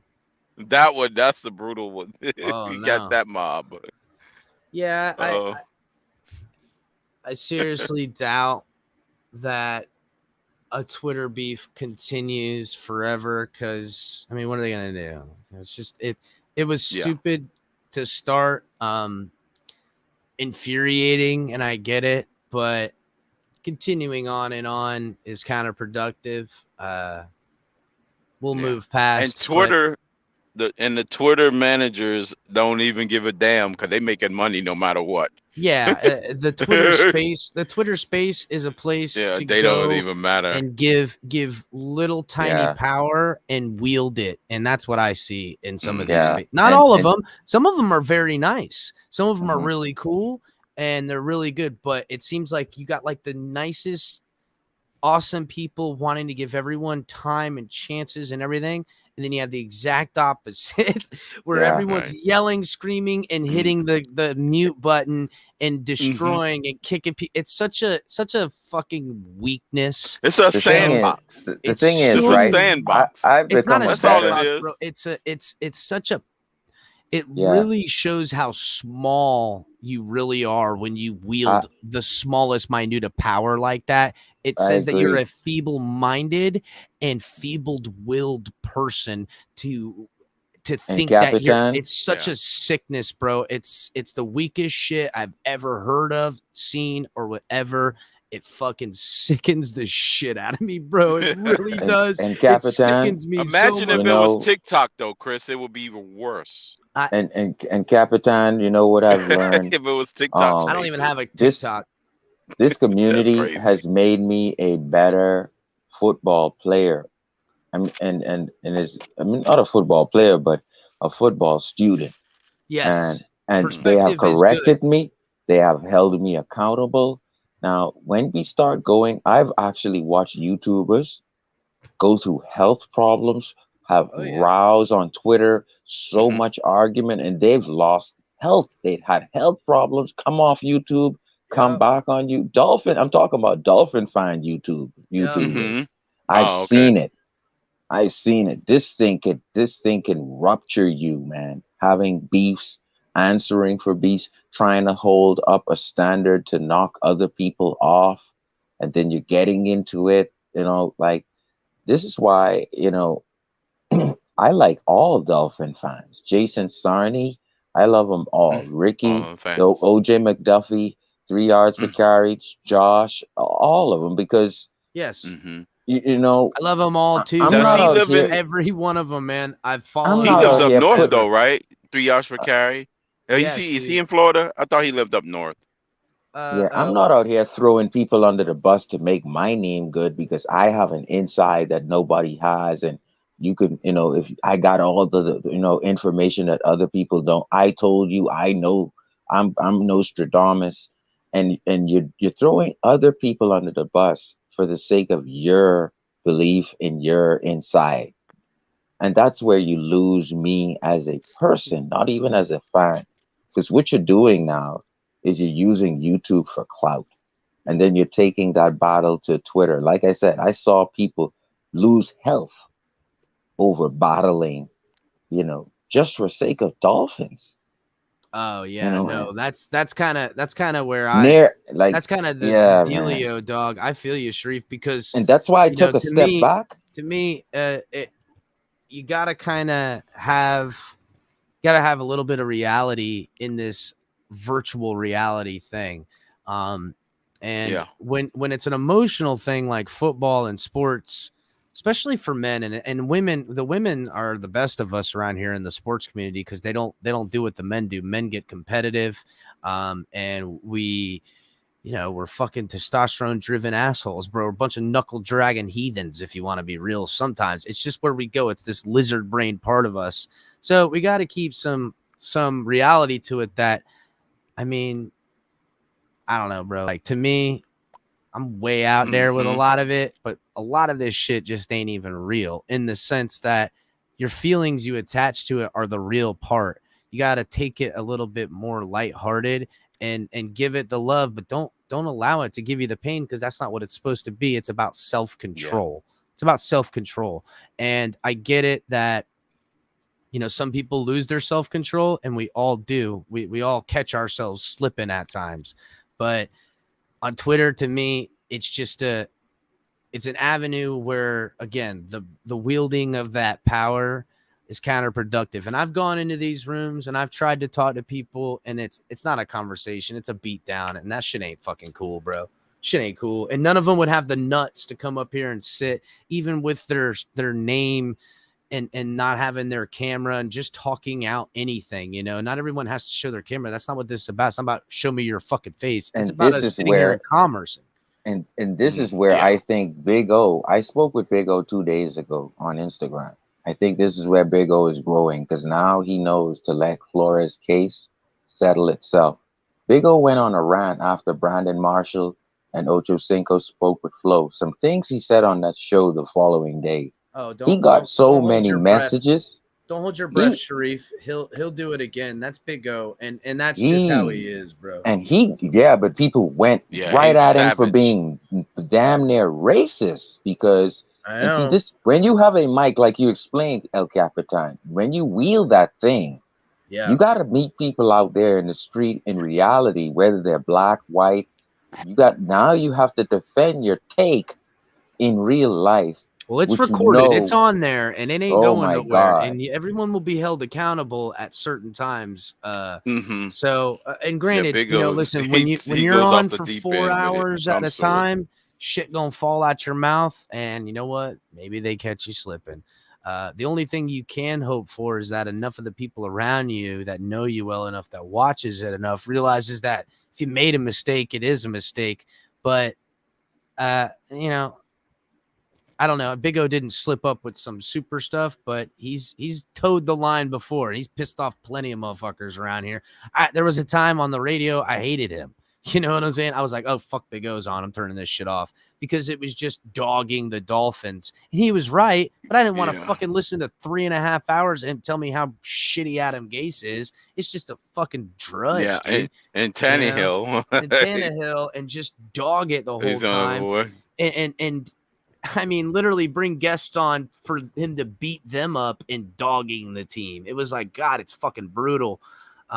And then tell his audience how stupid they fucking are for having hope. It's just, I get it. Like, you don't want to do that either. Don't get me wrong. Yeah. I'm about deference. I'm about. Yeah, he used to play the blind ass fan alert when people would even have any kind of optimism. He just ring the blind ass fan bell. 5 years ago, Big O would rip the shit out of Big O right now, how he is with Tua. He would fucking blind ass fan him to death today. He would rip him himself. Rip himself, just like Ross would fire himself, he would rip himself. Big John used to listen to a lot of Big O back when he was on the radio, bro. You remember how he used to be. Man, I was with Big O from 560 WQAM, Steve Goldstein. Oh, yeah. I was there from Mad Dog. Hawking Crowder. I was there from and what's Mad his name? Dog, the Butcher. There's nothing he says that he doesn't really feel. That's one thing I like about him, good, bad, or indifferent. Yeah, I like that about him. He tells you how he feels from the heart. He's not going to sugarcoat it. Sometimes it works, sometimes it doesn't. But and one thing I can say, Ian Rappaport, Joe Shad, Wolf, Cameron Wolf, Omar Kelly, we can all agree we don't give Chris Greer a chance to pick offensive line. For even Ian Rappaport agrees with that. Don't give Chris Greer a chance to pick lineman. I will say one thing that I'm very grateful for Big O's show is when QAM and Ticket changed all of how their format works, and all the beat writers that we all know and love weren't going on there no more, and they showed up on Big O. We were all stoked as fuck about that. So that is a good thing that Big O does do. So for that service alone, I am grateful. It's a Miami media hub, basically. It really is, man. To get to there one day, if the Finns tailgate could get to something of that resemblance one day, that would be fucking nuts. But I'm grateful for the service he provides in that aspect, because it's good open dialogue conversations, which is what it's kind of about. Big O does do the Big O thing, though. He has his boots on the ground, man. Big O used to go to combines for the Dolphins. And Big O has his foot on the ground in terms of he knows NFL personnel. And I think with Big O, he doesn't throw it out there much of, what he knows inside. But I think he does enough to try to keep type of thing. Yeah, he tries to keep it balanced. I'm working on somebody right now that's going to be at the combine, going to give me some or not the combine, pro days. Yeah, pro days. That's right. I got a couple of people at a couple of places. Some in Texas, some in Florida. So I'm waiting to get some word back. Awesome, Capitan. I'm waiting to get some word back. I'd like to get a couple people on. That's what I'm trying to do. So we'll see. Yeah, we'll see how I can work it out. Guys, one day at a time. Man. 4 days is just a warm. Yeah, that's all, man. We're working on. It's just a warm up. Yeah, I know, but it's good to get some eyes on the ground if you can get them. Guys, make sure you guys are everything's pretty much back to normal. Hitting the like button. If you're watching on Facebook, Twitch, Twitter, come over to YouTube. Make sure you're smashing the like button. Drubitron is dicking around on Twitch, and he's got a go smooth. What is going on? I don't know. Is he still out there? I don't know. He said he was leaving earlier, but yeah, Drubitron wants to do some full on like design a team thing. We're working that out. We're probably gonna figure it out. I'm gonna hop on over there with him and do that. I do have a Twitch channel too. So, but guys, make sure you're coming and checking out all the great content we have here on the channel. If you're new to the channel, subscribe. Make sure to hit the notification bell and turn it to all so you'll get all the notifications. Tonk TMI Tuesday live at 9 with color commentary, and Tonk 7 right after that. You got Mike on the mic, open mic, and you can catch him again with Drop the Mic with Brandon the Bookie on Saturdays at 10. Tomorrow night, everybody's favorite color commentary coming on there. Maybe there'll be some breaking news. Man, this week is coming quick. And then you guys got El Capitan all over the place every day. Again, guys, Friday is going to be a great show. Can't wait till this weekend. On Sunday night, I'm going to have the guys from on the Fin side on, Paul and Kat. Can't wait to do some. Probably we'll have more news to talk about, so I'll get all their perspectives on everything. Tua, everything. That we'll talk about all that stuff. Probably know where Deshaun Watson has ended up by then. We can make all kinds of discussion. Can't wait to pick those guys' brain. Also, guys, partnered with Fanatics. Buy gear. Fanatics has everything you guys want. Make sure you guys are, if you're shopping for any new gear, go get yourself an Emmanuel Ogbah jersey. He just re-signed with the team and give us a low rate. Hit the link in the description and get Emmanuel Ogbah jersey. On Friday, guys, I'll be giving away the hats. Subscribe, follow me on Twitter. I'll make a Twitter post about it probably tomorrow, and share the videos, all that good stuff. So if we're gonna go and get somebody that's left on anyone's wish list, what position would you like to see them address outside of the tackle position? Big John, we'll let you go first. Outside of the tackle. Center. Okay, so if we're gonna pick up a free agent center, let me give you a quick rundown of what free agent centers are available real quick. Because I know, who was it that just got cut, guys, or got let go? The center from Kansas City. Oh, no, the center from Kansas City re-signed. The center from the Cleveland Browns. TJ Treader. Okay. Josh Andrews is still available. Kyle Fuller. Yeah, really, it's not like a who's who of names, honestly. Josh Andrews is probably pretty good. They ran that zone blocking scheme in Atlanta. That might be a guy they can get in here. That might be a good dude. All right, Big John, I'm going to drop you in the back and give Sharif a second. Sharif, what position would you think would best suit outside of tackle to pick for the Dolphins right now if they were going to go after him free agency? Where do you want to see him go? I would like to see them. I think there's serviceable centers better than Carroll's and better than Dieter out there. Center. So you're thinking center as well? Go after the Brown center? Yes, I think he would be the formidable one right now. I think that a couple of teams are probably battling for him right now. Who knows? Center market's weird, man. You know what I'm saying? It's so weird sometimes because, like, if you got a center in the building and you got him for a decent price, you'd almost, unless you have a center that you need to upgrade in where I don't know. I don't know if the Dolphins view center as somewhere they want to upgrade because it is about quarterback and their relationship. Right. I don't know where they view Dieter. So the thing is, the Dieter's talent. That's why it's a good problem to have because he's talented at guard and center. So it's not like Dieter stays on this team. You know what I'm saying? Even if it's just as a backup guy. He's too valuable and his contract dictates too little money for us to say goodbye to him. All right, Sharif, I'm gonna drop you back, bud. Crypto. What are you thinking, man? If we're not going for tackle and we're gonna sign somebody. The centers sound fine, but as you know, I was real happy with the Cedric Wilson because I wanted to double up on wide receiver in the draft and off season. I think we need one more in the room for competition and go with the other two in the draft. So I think there's some receivers out there that still you can get in the second or third tier.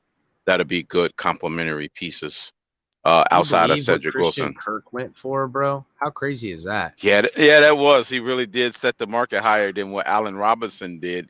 Where they was talking about he was due last year with 21 million. So he, that was. Right? Yeah, it did. His agent did him pretty well, and Jacksonville believed in his talent as being a true number 1 to number 2 receiver. So that's because you know how people play well in other systems, but if you're a number 3 receiver in a system and you really gel, I look at it like a Tyler Boyd situation. He can go out somewhere and demand big money and be a number 1 if he really, wanted to. But since he's stacked with receivers, he's just by default a number 3, So that's how I felt Christian Kirk was. So a lot of people say, yeah, that's wild. But, if he gives you 1,300 yards and 12 touchdowns, will we really say that's too much money for him? No. And Jacksonville puts 9 wins or 10 wins on the board because of it. Right? And Trevor Lawrence got 40 touchdowns. So, you know what I mean? There's still so much wide receivers open on the market that in an offense like this, where it's a roll offense, it's a package offense, it's the more versatile. Yeah. And the more versatile you are in switching your role inside and out on the package, it really makes, Did Patterson sign anywhere yet? Cordell, I don't know. He doesn't. I'm not on whatchamacallit. That will be excellent to cap off the free agent wide receiver / running back. Because he's so versatile. But because he does still both. Somebody I've been looking at since the get. Jamison Crowder is still available right now. Wait a minute, I thought the Jets signed him. Or was that the other guy? No, that was Braxton Berrios. They signed. Berrios. So they elected to go young. And Crowder he does return punts. He is good in the kicking game. You see, a lot of people sleeping on Johan Dotson. I got him as my guy at number 1. A lot of people don't like him as much. He's an underdog with some people, but I think he's good because his return game is underestimated too. So it takes the pressure off trying to force Waddle to do that. You're number 1. Johan Dotson can do that. He can return punts. He's real good on the boundary, and he's a perfect Z receiver. We get a lot of Z receivers. Man, this offense would excel. It would be better. Actually, it would be a better version than the Niners because they was basically a one-man offense. You shut Debo down. That's it. They're done. They're in the trash bin. Well, they featured so much more of Ayuk earlier on, and then they stopped doing that, and they kind of pigeonholed themselves on that. They should have kept going with solely Ayuk. Relying on Debo I know. too much. I think they force-fed you letting him the defensive coordinators off the hook by doing that. That's right. Because you make their game plan easy. Well, when they needed to make plays and got down in points, they started force feeding them. And don't kid yourself. We get down in points late in the game, we're gonna start force feeding Waddle because we're like, get us out of this jam, Waddle. Take one to the house. But I think there's other ways they can manufacture some of that. Juju Smith-Schuster is still available. Even I'm savvy willing to veterans. take him. I know, me too. I'm savvy veterans like Emmanuel Sanders, who still has some gas in the tank. He's still somebody that can make things happen, and you can get him probably cheap. Somebody you can get him from $2-3 million, maybe. You good. I know, right? And you're not bringing him in to be anything other than take Isaiah Ford's job. You know what I'm saying? Right. Somebody like that. But also there's still promising talent that maybe this is what I want to see. Kind of what we're seeing already. Responsible money spent for what Mike McDaniels to believe is perfect weaponry for his offense. So Jamison Crowder, Juju Smith-Schuster, another guy, and I've said his name earlier on, somebody to me, this is a perfect guy for Mike McDaniel that I can't imagine him not being a target. Zach Pascal, the wide receiver from Indy.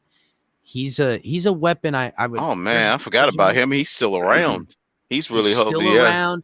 He's still around. If I want to, he was.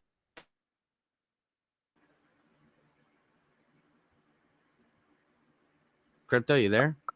Yeah, it was kind of. No, it's my Wi-Fi automatically connected to my house. Gotcha. Yeah, he was there part of the Peyton Manning regime, right? Or was that right after? I'm thinking about Pierre Garçon. Yeah. Garçon. I'm thinking about super Garçon. Young. He's only 27, bro. He's only 27. Okay. I mixed him up with Garçon. Pierre Garçon was the one. No, Zach Pascal came on. He's a number 2. Out of that offense in Indy, it's all run first anyhow. It's similar to the offense Indy runs. In case you didn't know, so he probably could learn the style of the system fairly easy, scheme fit, young guy. The fact that he's still sitting there makes me think, wow, either he wants way too much money or he's getting way low offers. He's getting way low offers. Holiday did last year. When I see guys that are young like him that have potential upside, 27, he's not a superstar or anything, but he's a good role guy, dude. And he's either asking for way too much or people are lowballing the shit out of him. And if that's the case, if he's going to take the low offers, anytime, I don't think so. He had injury problems. I don't know. I don't have all his stuff pulled up, but I do know maybe that's hold up. Yeah, he signed a 1-year deal with them. He was a lower draft pick, but last year he just played out a 1-year deal where it was fully guaranteed 3.4 million. So it's not like he's a big name commodity. I'm sure he's looking for more money than that, but probably no different than the one we just signed, Wilson. If you can give him that same Cedric Wilson contract, he's a perfect weapon. And shifty guy, very decent. So I'm gonna drop you back, Crypto. I'll see you, bud. All right. So guys, for me, that's where they need to go. I've been saying this for a bit. More bodies, younger bodies for the offensive line, but it's a facilitation, quick pass offense. There's going to be a lot of running around. It's going to scheme itself to not allow free rushers to come unless it's designed. And because of that, it's going to be a lot of, 4, 7, 8, a lot of dink and dunk, death by 1,000 cuts. And I want weapons to get the ball too. Lynn Bowden, great. Cedric Wilson seems promising as get up. Jalen Waddle, fire. Get me some other guys for weapons for Tua to facilitate to. I love the Chase Edmonds. You get another different type of weapon in here that can be utilized in a multitude role, inside out, outside in, backfield, moving around. That and go sign Durham Smythe or someone to. Okay, I know we got the guy that we drafted from Boston, and I expect him to take a lot of snaps too. And we still have what's his name, Shaheen on the roster as well. So I don't know. Again, it's in free agency. The people brought in on the team shows me what Mike McDaniel's plan kind of is, and that's what I like. signing our guys, I got to think, how the hell does Preston Williams fit in this plan? You know what I'm saying? How the hell does Devontae Parker fit in this plan? I can't see it. Honestly, I don't know how these guys are on the team. I would have got them off. But guys, please, on your way out, like the video. Make sure you're subscribed. Make sure you're telling everybody about the show. Trying to get to 1,000. We'll get there soon. And fins up, everybody. See you tomorrow.